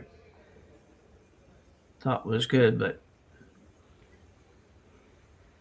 that's pretty good, I think, Brian. Yeah, it's a really nice spot. I think he can sneak it out. Like, I think it curled just enough that if he knows that with peel weight, that it'll go under the yellow enough. You think? Yeah, that it's 2 points, but that's still a really great throw. Perfect weight. Yeah. That's close. It might touch the yellow far enough that they're forced here. Yeah, I think it's got to be careful. You got to be a little careful, because if he tries to hammer it out of there, and it does catch the top yellow and stays there, he could actually give up 1. Yeah. What a turnaround that would be from getting blood from a stone here. I think at the end of this day, you're going to see him play a draw. Draw for 1, take a 4-1 lead after 5. But I was wrong.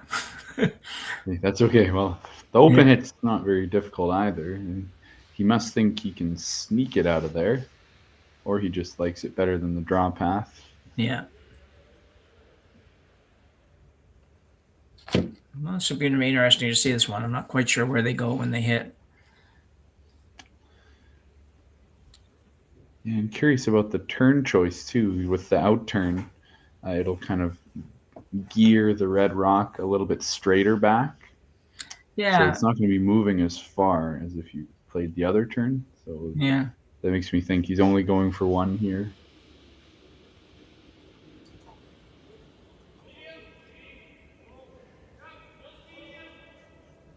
Well, let's see what happens.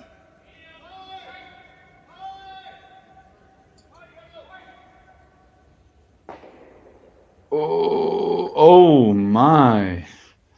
Whoa. So Wow. we have a pretty big turnaround there with that shot. All of a sudden, we have a 3-2 game with Ben Kiist stealing one here. Didn't look like a stealing one until the rock stopped. And then all of a sudden, it was a stealing one. So we have a 3-2 game going into the sixth end. Tau remains with hammer and certainly been the team that's played the best so far, but only up by one as we go to the break.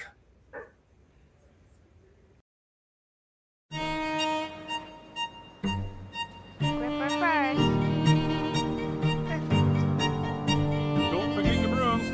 You got it.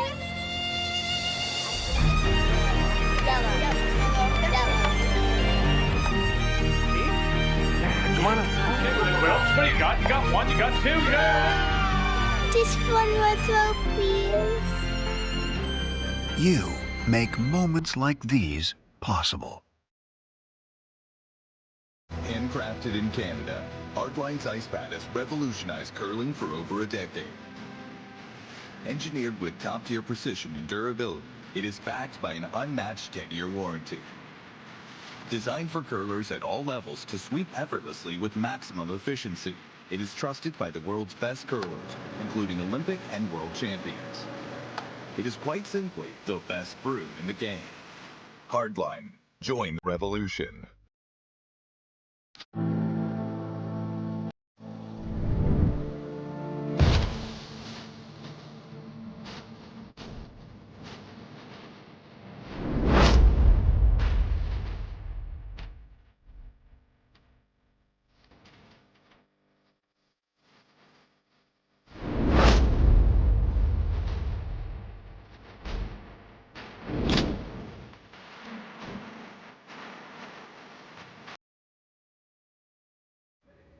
So we're back after a big steal of one by Team Kiist in the fifth end.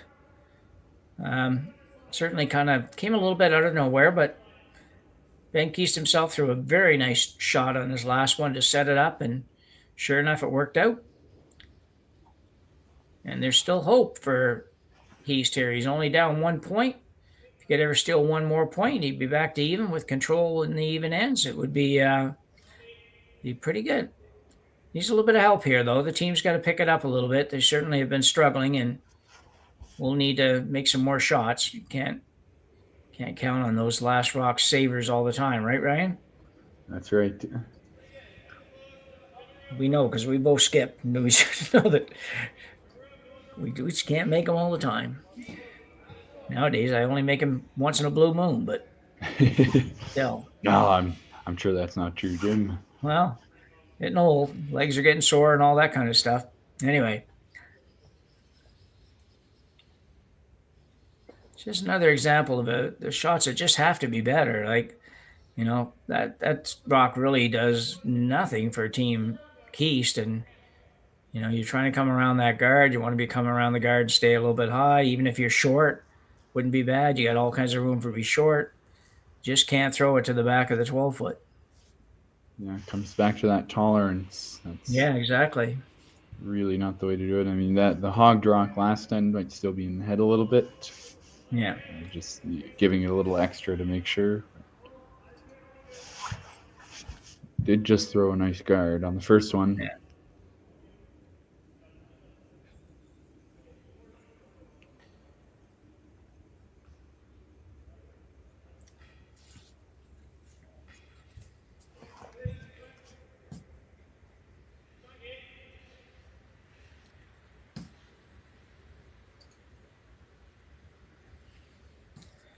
So Noah Mason Wood, I'm sure, is going to be asked to play a freeze here. Just draw down to the red one.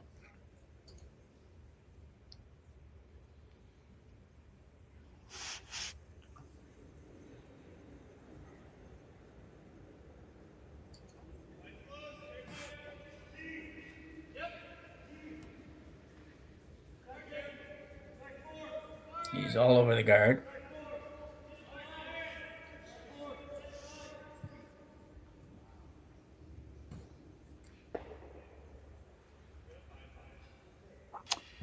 You just can't do that. No. We might see Tao go on the offense.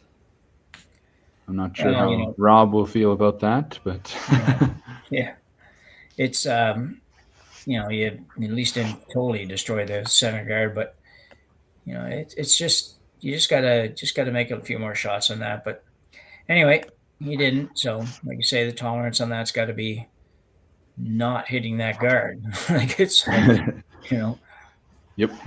Yeah. It's one of the givens in tolerance. Yep. So Johnson, sometimes, I guess. Yeah. But before, when the no-tick rule was not in effect, sometimes. Yeah. That was a good shot. With no time and place for that. So Johnson Tao playing a draw, basically right into the rings.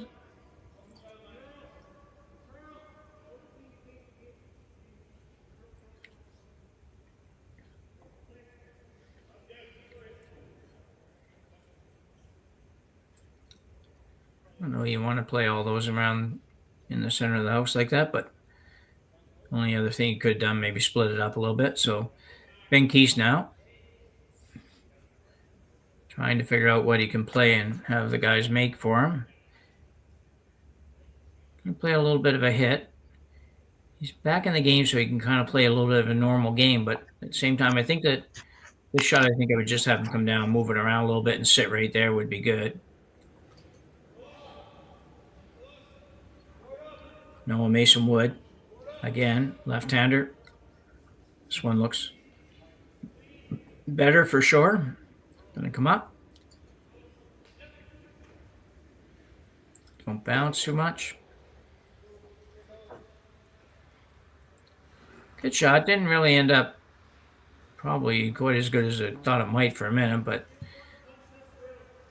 yeah, a lot of yellows in there. Yeah.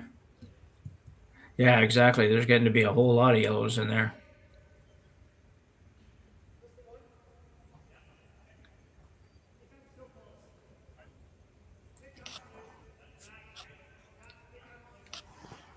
Wasn't sure he'd want to move those that much, but he didn't take very much ice, so anything less than that for weight, and it would have probably hit the guard. So Ben Moran now being asked to remove that red one.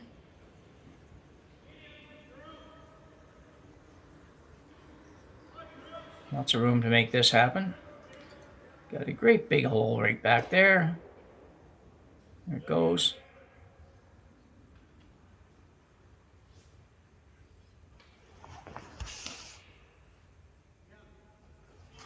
Well, once again, that's a really long guard. I lean towards throwing another guard in there. Yeah. If you can put it just biting the center line wide open, yeah, it's not a bad spot because you could easily run it into the yellow one. Yeah. I just don't know if this guard's good enough to use, even if you make this shot perfect. Yes, we will see.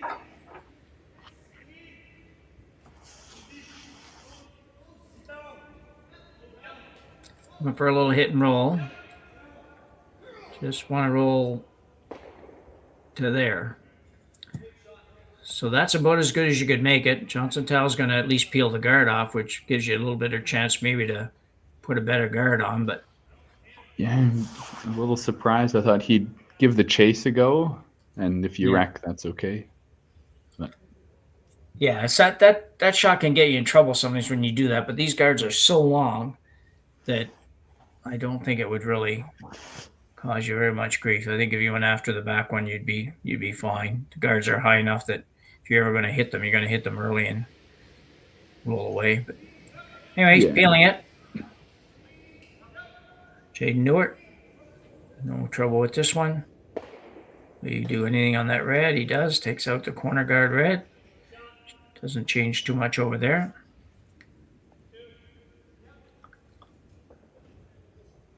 I'll be curious to see how high they want this one. Ben Kiist did not really specify with his directions of his arm. No, I know. Probably said down to the other end where he wanted it, but yeah, I hope he did because I think it's really important here. I guess it's a shot that line is certainly more important than length, but if you're going to throw it, you'd like to be a little tighter than halfway. That's for sure. Yeah. And if they're going for halfway here, I don't know. There's enough curl on this ice. I think that if they might be too worried about run backs if they're going for longer guards. Yeah. Well, it's not going to be a tight guard. Yeah, they're not sweeping that. Better get it lined up perfect if it's going to be that long. It is lined up onto the backing, so the line turned out to be really good on that one. But still, quite far from the house.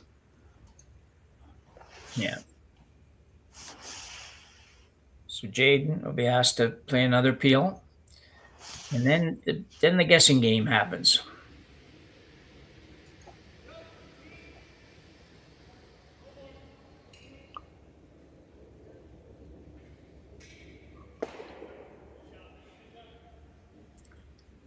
How long will Johnson play the peel game? If you put this back in the same place, is he taking it off or is he going after it? Yep.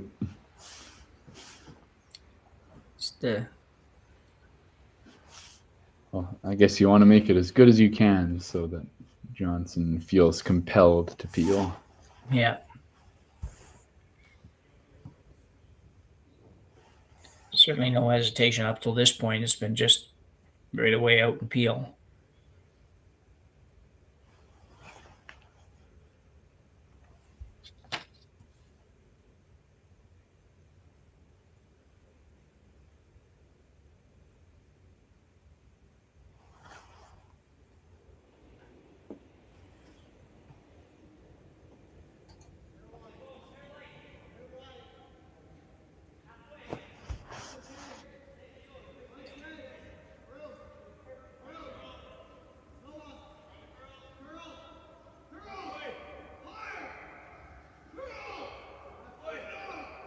Got to get it over further than that.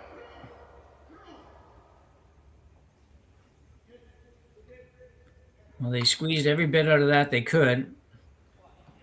And it's probably good enough that he has to peel it because if he goes around on the intern, just probably puts it on his own back there. I don't know. It's worth considering the chase. Yeah, I guess if you hit half or less, it's not a very good shot. So. Well, I think you're right, Ryan. You could go around it with less than a little lighter weight and make it. Yeah, you could definitely do that. Yeah, it's pretty precise. Yeah, exactly. And if you didn't do it well or something, and you could end up facing a couple instead of just one on the last shot. For sure. I will say I don't think that would be a good enough guard on the last shot, though. Oh, no. I don't want to leave him a chase like that. Yeah.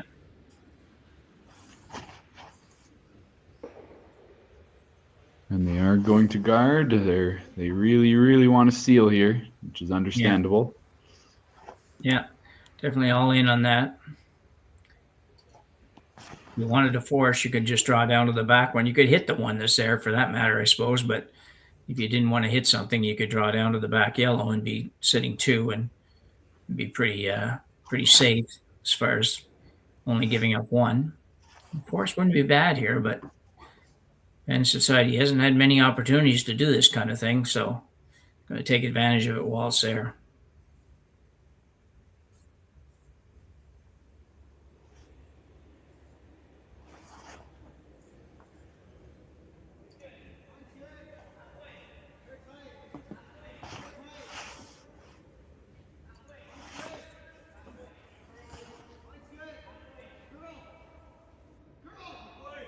I think the line's going to be good here.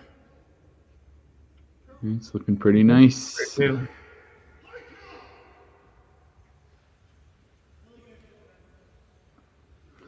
Again, a little long, but yeah, I think the line's good enough.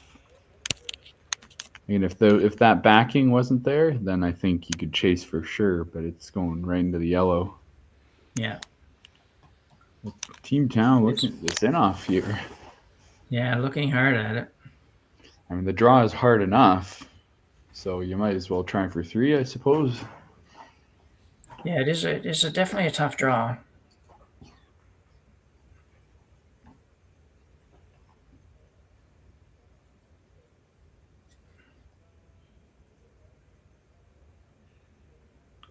But I do think it made sense for Kiist to throw up the guard. Even if you force Tau to 1 in the 6th end here, you need a steal or 3 points at some point to win the game. So this is a pretty good opportunity to do that. So might as well just get it out of the way. Yeah, I'm not against that. If the draw was a little bit easier, if you had a little more to work with other than just basically the button, I think the draw would make more sense. I just think you just can give away points sometimes going for a shot you don't need to, because up 2 would be a pretty secure position right now. But the draw is no gimme, so and he certainly can throw the big weight. Well, it's on its way. Johnson Tau, he's going to be in the neighborhood. It's going to curl a little bit more close. Does he have enough for 1? Yeah, it looks like 1. So definitely didn't get the big end, but did score 1, and Johnson Tau takes a 4-2 lead after 6. Certainly comfortable. But Ben Kiist has to feel pretty good about still playing at this point. So we'll go to the 7th end with a 4-2 score when we come back from the break.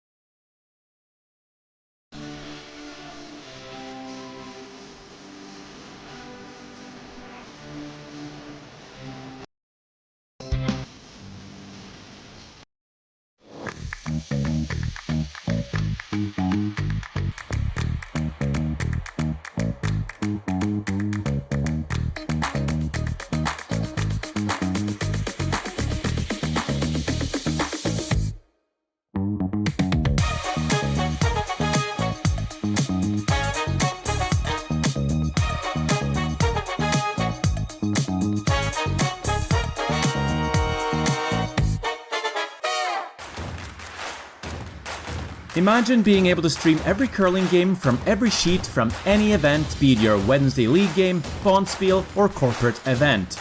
Curling Stadium offers an all-inclusive streaming solution featuring high-quality cameras, ease of use, great reliability, and minimal installation.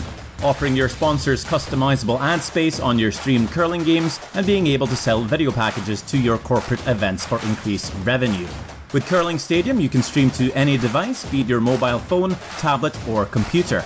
Push the feed to your desired platform, be it Facebook, YouTube, or any other social media. Curling Stadium is simply the way forward. Where it's commonplace in other sports to televise every game, we want to do the same.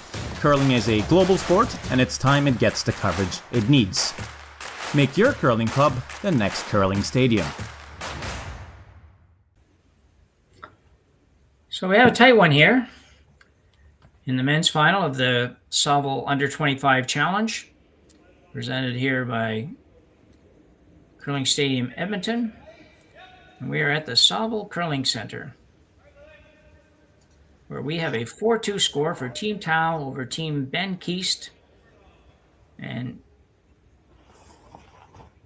Kiist is very much in this one, despite having some pretty heavy struggles. But the last end they threw multiple perfect guards, just single guards, which is hard to do on this ice. And Tau decided to peel those guards instead of coming around, which is nothing wrong with that at all. And ended up playing a cross-house shot for a whole bunch, at least one, and he got his 1. So it's been interesting few ends for sure.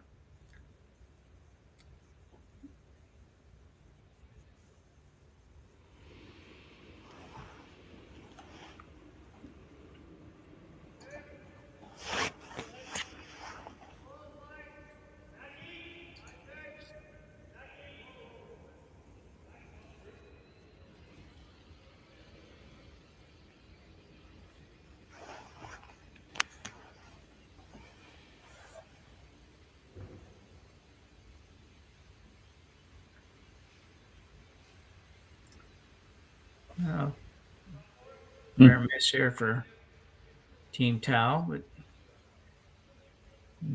I don't know if you can say nothing's important, but I don't know how important that one was. I don't think it was going to change too much here, but Kiist now asking Whitmire to come around the corner guard.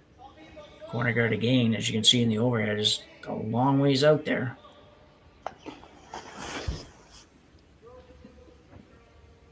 And at the risk of sounding like a broken record, I'll stop talking about my thoughts on the long corner.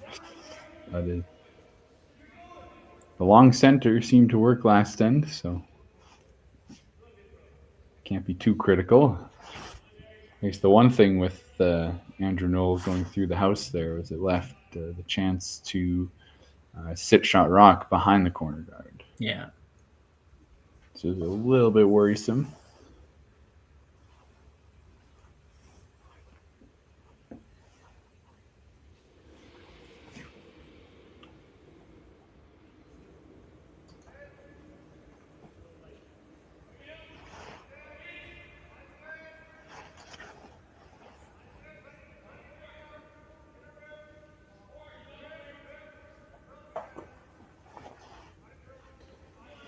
Going around.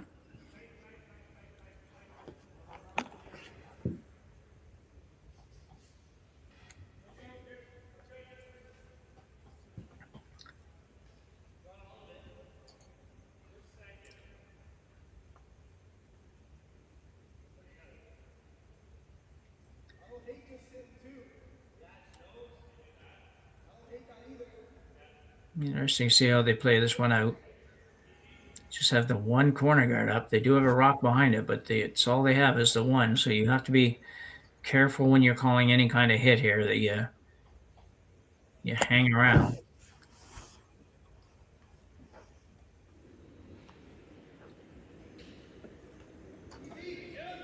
Mason Wood.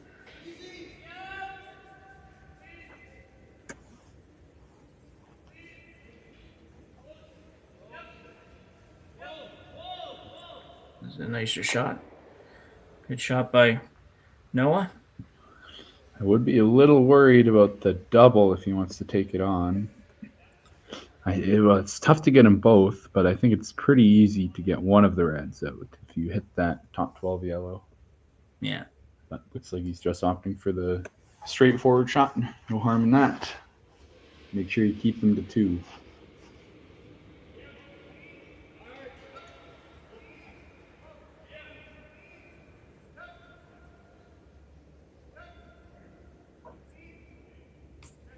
Snuck it by.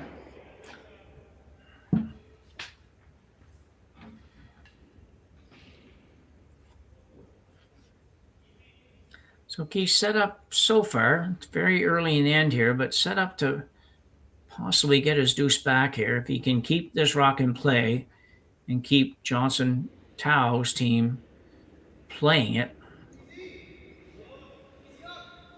they at least will have a decent opportunity at a deuce. Can't afford anything to roll out, though. And this one's got to go hard to stay. That's not going to happen.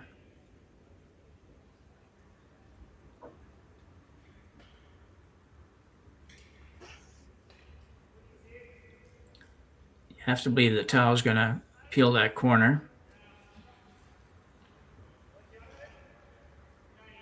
You called it. Well, you certainly looked like he was looking at it, but I thought maybe his mind was wondering whether or not he could just come around and take it out, but it didn't make too much sense. He was wanting it to be easy. I think it's there, again, with how long the corner is, but it's still a tough shot. And if you ever go by, you just gifted Kiist to 3. Well, that's the thing, right? If you ever go by, you bring 3 into the picture possibly, and you definitely don't want to do that. Field by Jaden Newart. What do you do here, Ryan? Split the house? It's a little early. I don't mind another guard. And then splitting the house from there. Who is shot rock here? The red? Maybe 2 more guards. Yeah. Yeah, because it's red. Yeah, okay, for this thanks. shot for now. Yeah. I don't think you hit this. I just don't like the chances of it. Yeah, like I like the idea of hitting the yellow because it takes the force out of the equation. It's either a deuce or a blank. But Okay. this is a great chance for 2, so no need to throw it all away. If you nose that or roll out, there's not a lot of margin on that shot. Like we were talking about in the previous game, it's much easier to drop a rock where you want it with a draw than a hit and roll. Yeah.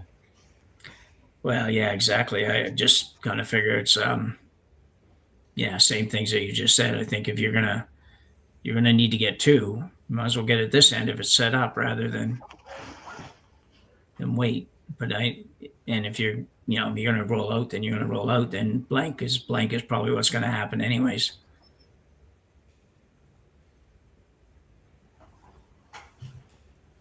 Some signage going up for something.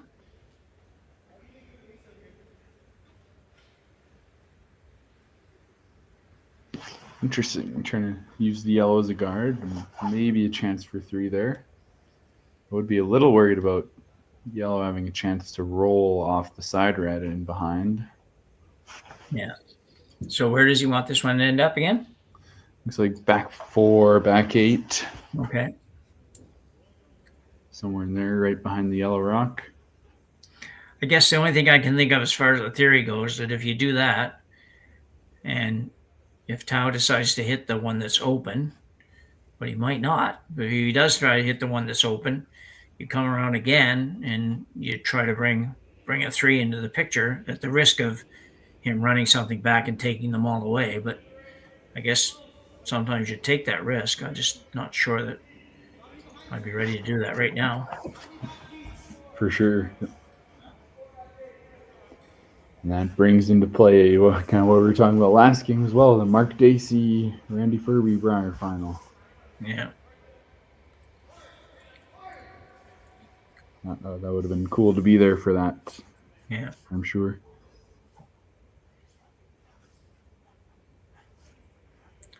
So here we go. That unfortunately did not fit the bill. It is open, so you can hit it any time, and you have a decent opportunity for a double. Yeah, I don't know what's happening on those. I feel like Ben Kiist has a read on the ice, so I have to assume that the guys are just not nailing the weight line combination. I mean, that certainly never came anywhere close to where they wanted it to be. And it's a little bit heavy, but not really very much. I think he was looking to be maybe back there. Yeah, anyway, the weight was really close, but just didn't want to move for whatever reason. So Jaden Newark playing the hit, not really playing the double, but I'm sure thinking about the double. He can't afford to go by the whole thing. Oh, it's getting close. He's okay. He's close. He's really close to making this. And did he get it out? Not quite, but that's a heck of a curling shot. Very nice.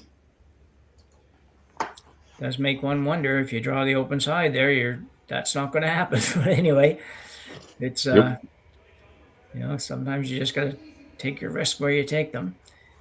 Still not over here yet. Make this one and roll behind this guard.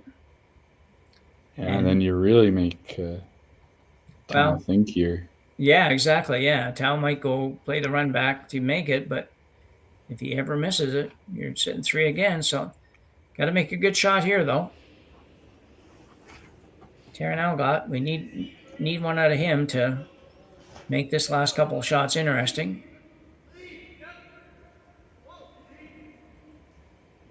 It's going to be in the neighborhood, that's for sure. Whitmire trying to get some curl. Well, it's not very much buried, but it's at least partially buried. It makes things interesting. I don't think you're going to be throwing the double at this. If you make the double here, I got to believe it's almost a mistake.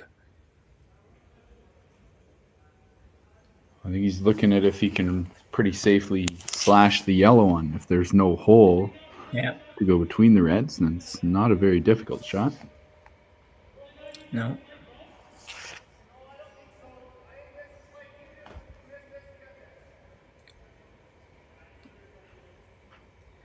Gonna ask Rob Krebs to come out and have a look at it. Or just not come out, just stay there and have a look at it. But will be interesting to see what they play here.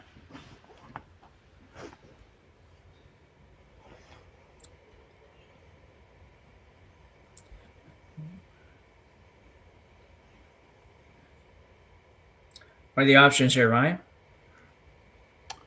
Well, you could freeze down to the red. Don't like that at all. Leaves a yellow double. You can chase onto the button, so throw maybe a hack weight. But that's a little risky. You know, it's a precise shot. You could go by. You could hit the top yellow.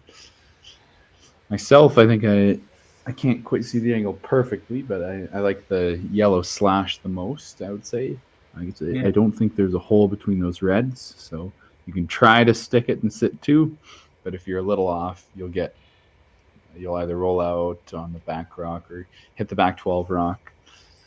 Yeah, I don't mind this. It's giving him two. He's going to have a chance to split the house, do an in-turn draw to the wing. But this is the safe he's call. Hit the back one by the look of it. Yep. It does make the next shot interesting because Kiist could come around. Could. I feel like he's just going to split the house. That would be the safe thing to do. No, I would have thought that, except for a couple of shots ago. I just figured that it was the natural thing to do. At this point, you could play around on the in-turn and get it partially buried and behind the yellow and force Tao to do something, although it shouldn't be a difficult shot for him, but you do run the potential of a 3 that way. This shot, I guess, is the same thing, though. I suppose if you're coming this way, you bury it behind that yellow and hope for a miss of some sort. Or you split, like you say, split the house and take your 2, because you're pretty sure that if you just hit the one at the back of the 8-foot, if you split the house here, or back of the 12-foot, you split the house here somewhere in the 8-foot, and he's going to hit it. He's not going after that one that's behind the guard. Yeah, if he wasn't willing to do it on the slash, then no, he's not going to do anything crazy on the next one, I guess. Guys are going awfully hard on this early, though. Needs to get there. Holding the line pretty good. He doesn't want to leave it high, leave a shorter run back. And it's not high. But I tell you what, the guys did a great job sweeping that one. I didn't think that had a chance of getting by the guard, never mind whether or not it was going to get there.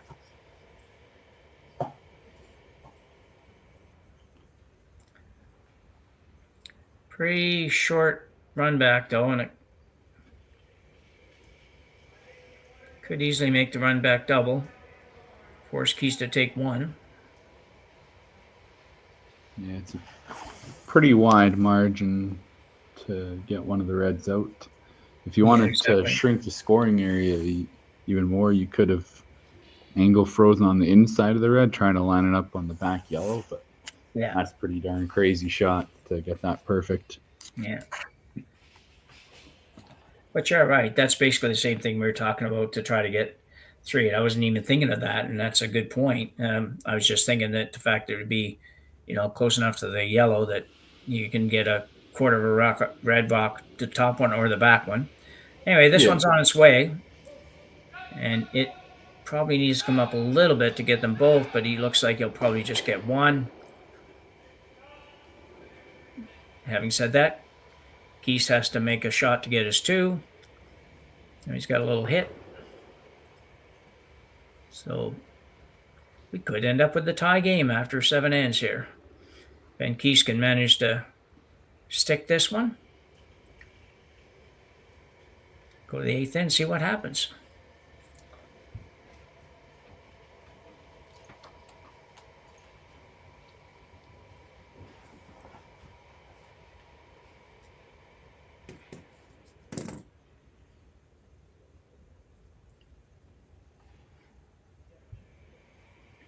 So a real big shot for Ben Kiist and team. Might be real heavy on this one. Ooh, a little tiny bit outside to me. Yeah, that's not what you want on this shot. No. Going hard to get some curl here. He needs to miss that red one. Yeah, He needs to miss the red one, and he does. But whoa, that was a scary shot. And when he let that go, I thought, oh no, it just looked like he set her out a little bit. But good job by Ben Kiist. Good job by the Kiist team in getting a deuce and tying this one up at 4. We go to the final end of the men's final at the U25 Saville U25 Challenge with a tie game 4-4 and Tao having hammer in the 8th.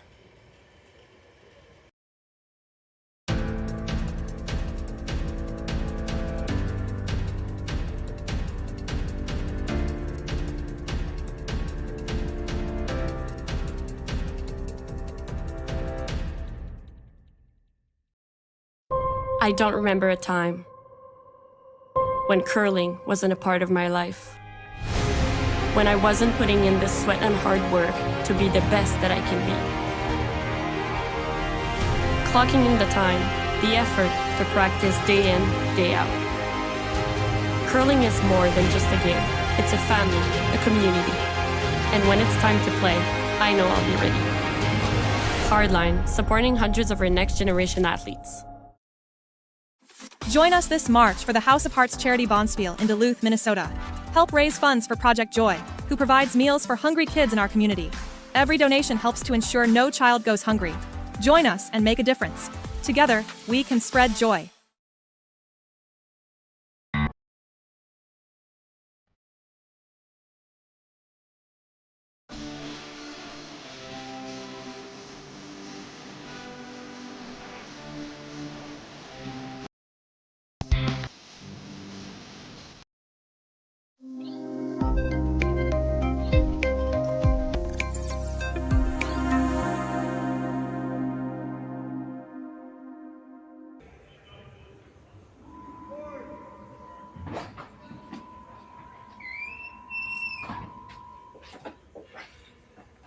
So we got an exciting finish coming here. Nice center guard too, touching the center line, can't be moved around. So a very good start to the end for lead Brett Whitmire.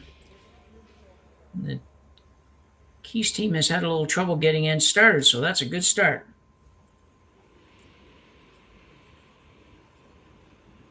Yep, these lead shots on both teams are going to be key to this finish. Yeah.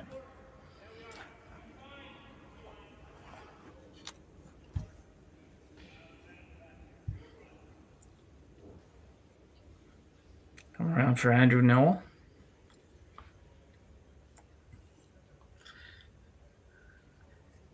That is not what he was looking for. No, not at all. That's why you saw them sweeping. They just wanted to get it back further than the 4 foot. So the guard going up for Whitmire. I'm assuming that. I didn't really see the indication, but I can't imagine he would be coming in here.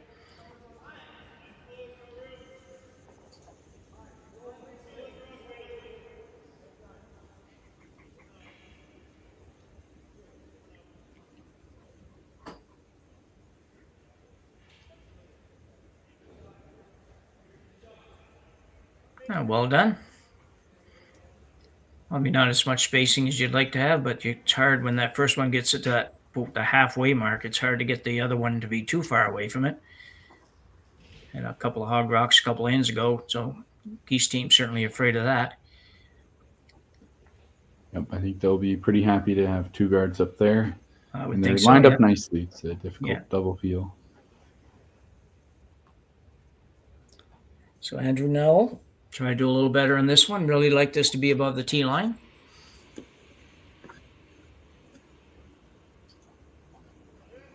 But not too far above the tee line.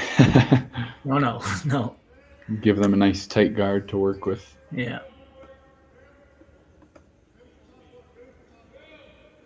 Yeah, this one's looking much better.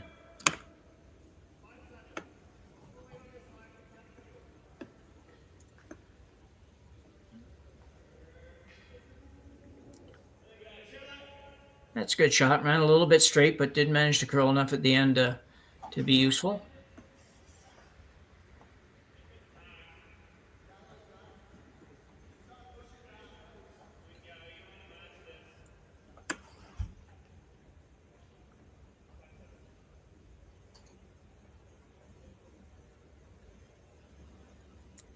It's an interesting shot. I would think maybe you just bump this back to the back of the 4 foot, back of the 8 foot somewhere, but I'm not sure if what he's playing for weight on this. Not a lot of ice, but it looked like he wanted just a tap back.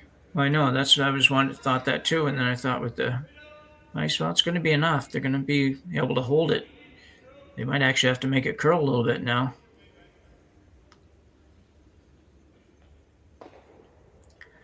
Nice shot by Mason Wood. Great spot. You lock a red rock on there, you might as well shake hands. Yeah.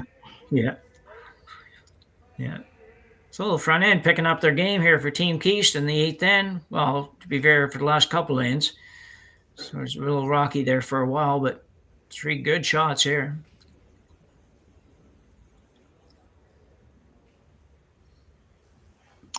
And if you only get one of these guards, I think it's big trouble. If you get both of them, though, that's enough to work with. Even if they freeze, you have the nose double on the top 12 red. Yeah. You might get all 3 of the red ones, actually, if he hits them right. But yeah, that would be perfect. And that would be game over in the other direction. Yeah. Ben Morin. Uh-oh. Nose hit. Got rid of both, but didn't leave a guard. The trouble is you can't see all that red one, so if they were to freeze, you couldn't blast it out as easily. I don't have a clue what he's playing out. Yeah, I'm not surprised the timeout got called there. No, neither am I. I'd be wondering, nothing else, like, what is it you're playing here? I don't know what he was potentially playing. Was he playing it looked like he was playing the same shot, a tap back, but you have an open draw, so I don't think it matters that he just threw that. No, I agree. You have an open draw on the right side of the sheet to lock one down. That's the way to go if you're going to play in the house already. Yeah. Could throw up another guard for now. Yeah, I would be okay with that. Certainly not looking to play the tap, I don't think. Yeah, there we go.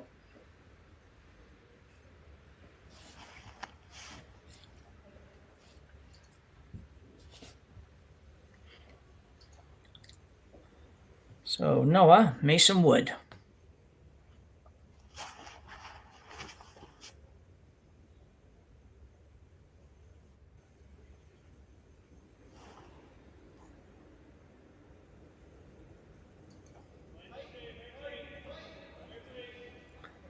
I'm for a guard about halfway between the yellow one and the house.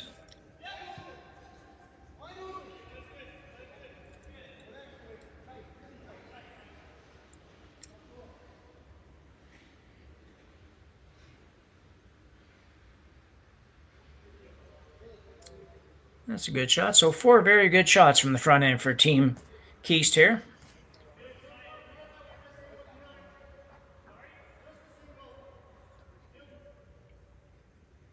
Mind you, they still sometime will have to do something with that rock in the house, or at least get to the rock in the house. But for now, you've got to take your time and find a way.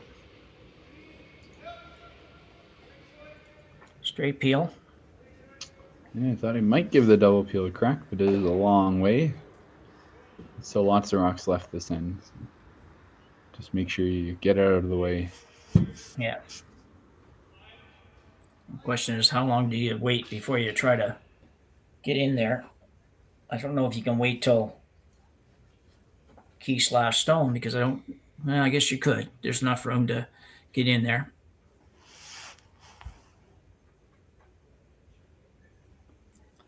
I don't think you wait that long. I think Johnson Tao for sure would draw on the first shot, try to block that path. Yeah. And then Johnson Tao's trying to play that guessing game too. Yeah. When are they going to make their move? Do I want to draw on thirds rocks? Well, this one's going to be a little deeper than they want.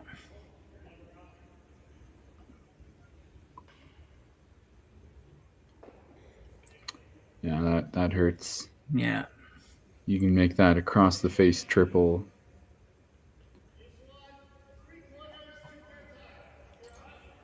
Yeah.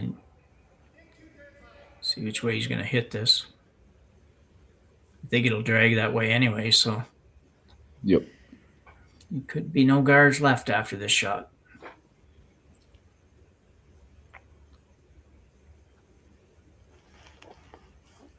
Just much too deep. Jaden Newitt, resetting.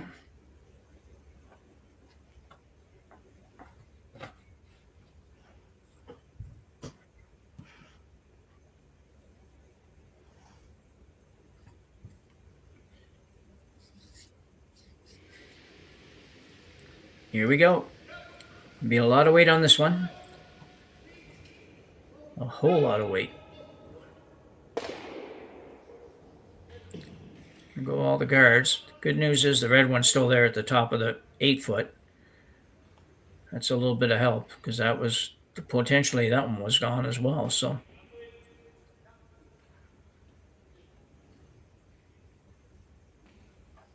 gonna make a move now. I like the guard for now. I like the guard as well. But I like the other turn at this, just to kind of test out that draw path that Ben Kiist is going to be playing on his probably his first shot.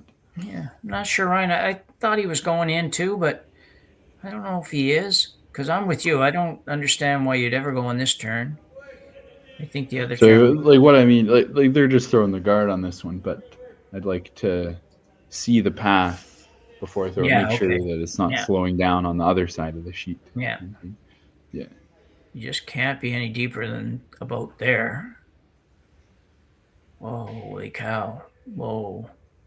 Well, it's not too bad. I think it would have rather been a little lighter than that for sure, but yeah. I feel bad after all my talk of long guards. Yeah, I know. This one slips a little deep and I'll go up. But it's different when there's another one in behind it that you're trying to protect as well, right? So. Yep. Yeah.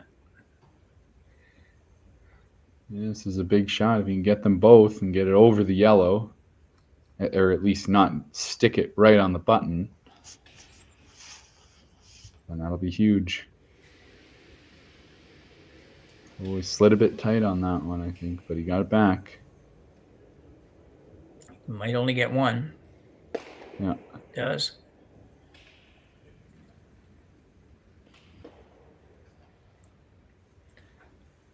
Well, you can call that a miss totally, but it was kind of a miss and a big one. For somebody who can throw it that hard and usually that straight, like you say, slid a little tight and set her back, so he didn't get the curl at all.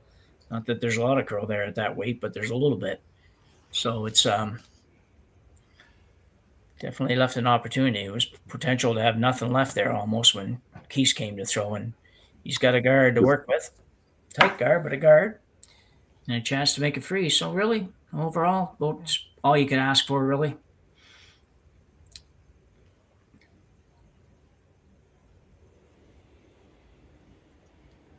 And Kiist first rock in the 8th end.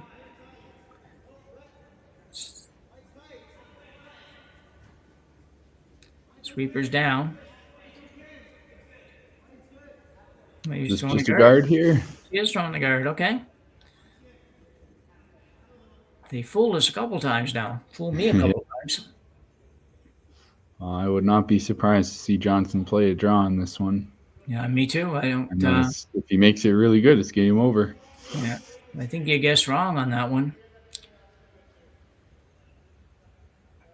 I'm surprised you wouldn't think that out a little bit differently, because if you're going to throw a guard on even a guard that's up to where that one is, well, I don't know for sure why you think the guy would peel that one, to be honest. I think most guys are going to go in here, and because even if you don't quite get shot rock, you're going to be in a, well, I guess no, you got to get shot rock on this. If you don't, then he's guarding for his life and may not get here. Anyway, we'll see. Maybe it'll work out in the end. You never know. Johnson Tao ever throws this one a foot too heavy or something, and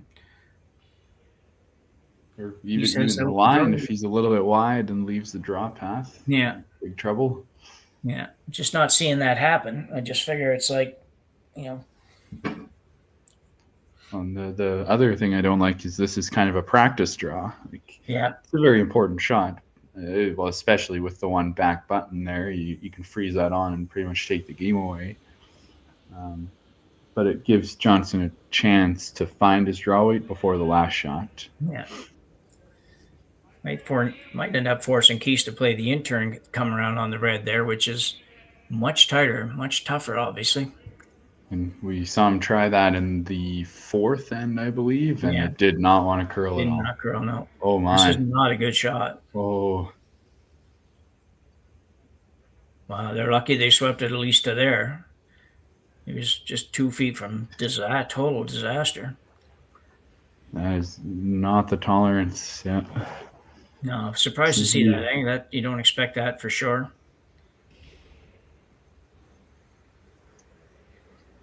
Well, if he can weld this onto the button, it's just about game over. He'll have a really thin in off the red rock, way off, just off the board. Yeah. But that's no gimme. Not even for. Or he might end up having to play the double on the reds, the one that's on the top 8 foot, and this one. Oh, I think there will be the guards too much in the way to do anything. Oh, right, yeah, yeah, right. Yeah, so, yeah, that's So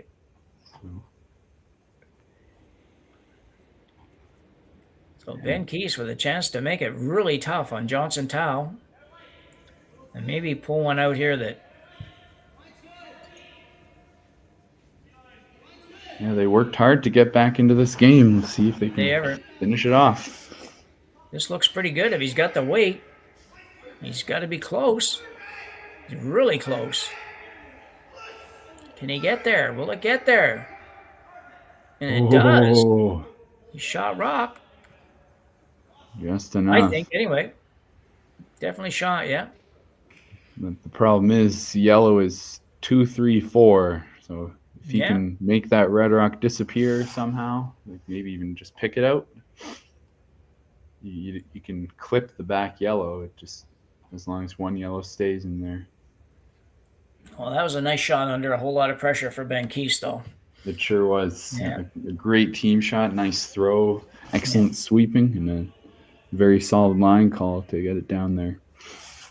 Team played a good end. They had a couple guards went a little deep, and they got away with them, but for the most part, Kiist team, this end has played quite well. Played pretty well the last few ends. Got another timeout coming.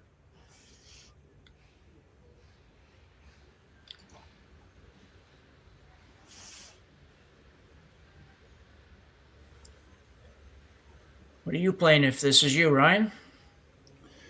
Yeah, you can't see much past the guard, but I think the pick is the easiest shot for sure. Yeah. You'd have to get past nose to tap it out, so I don't think that's possible. And I'm not loving the look of that red in off, hitting an eighth of that side red and coming back in. Do you think you can get enough curl on the intern side to get to the red that's in the maybe 12 foot? Because you wouldn't have to do much if you just can hit it onto the nose of the other one.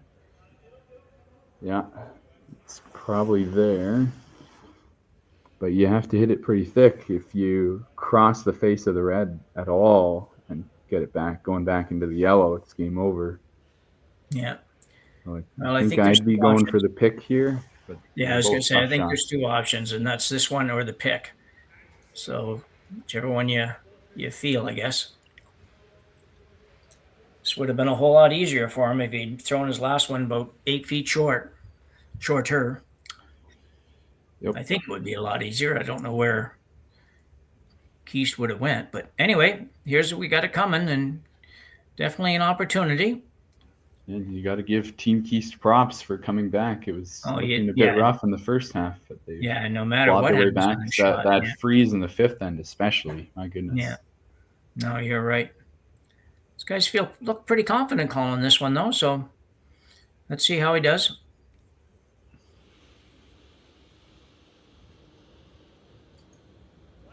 Nice clean throw. Yeah. The inside sweeper's going, Well, and it's all he's over on the the guard guard. already. Holy cow. Nothing weird can happen here, I don't think. So, surprise ending to this game, I must say. And Team Kiist will steal the last end against Johnson Tao, pick up a 5-4 victory in the men's final of the Saville U25 Challenge here at the Saville Curling Center. So for Ryan, Jacques, and myself, we thank you for joining us. Pleasure to be with you all weekend long, and we will see you again down the road. You betcha. Always a pleasure, Jim. Yeah, thanks, Ryan. Cheers.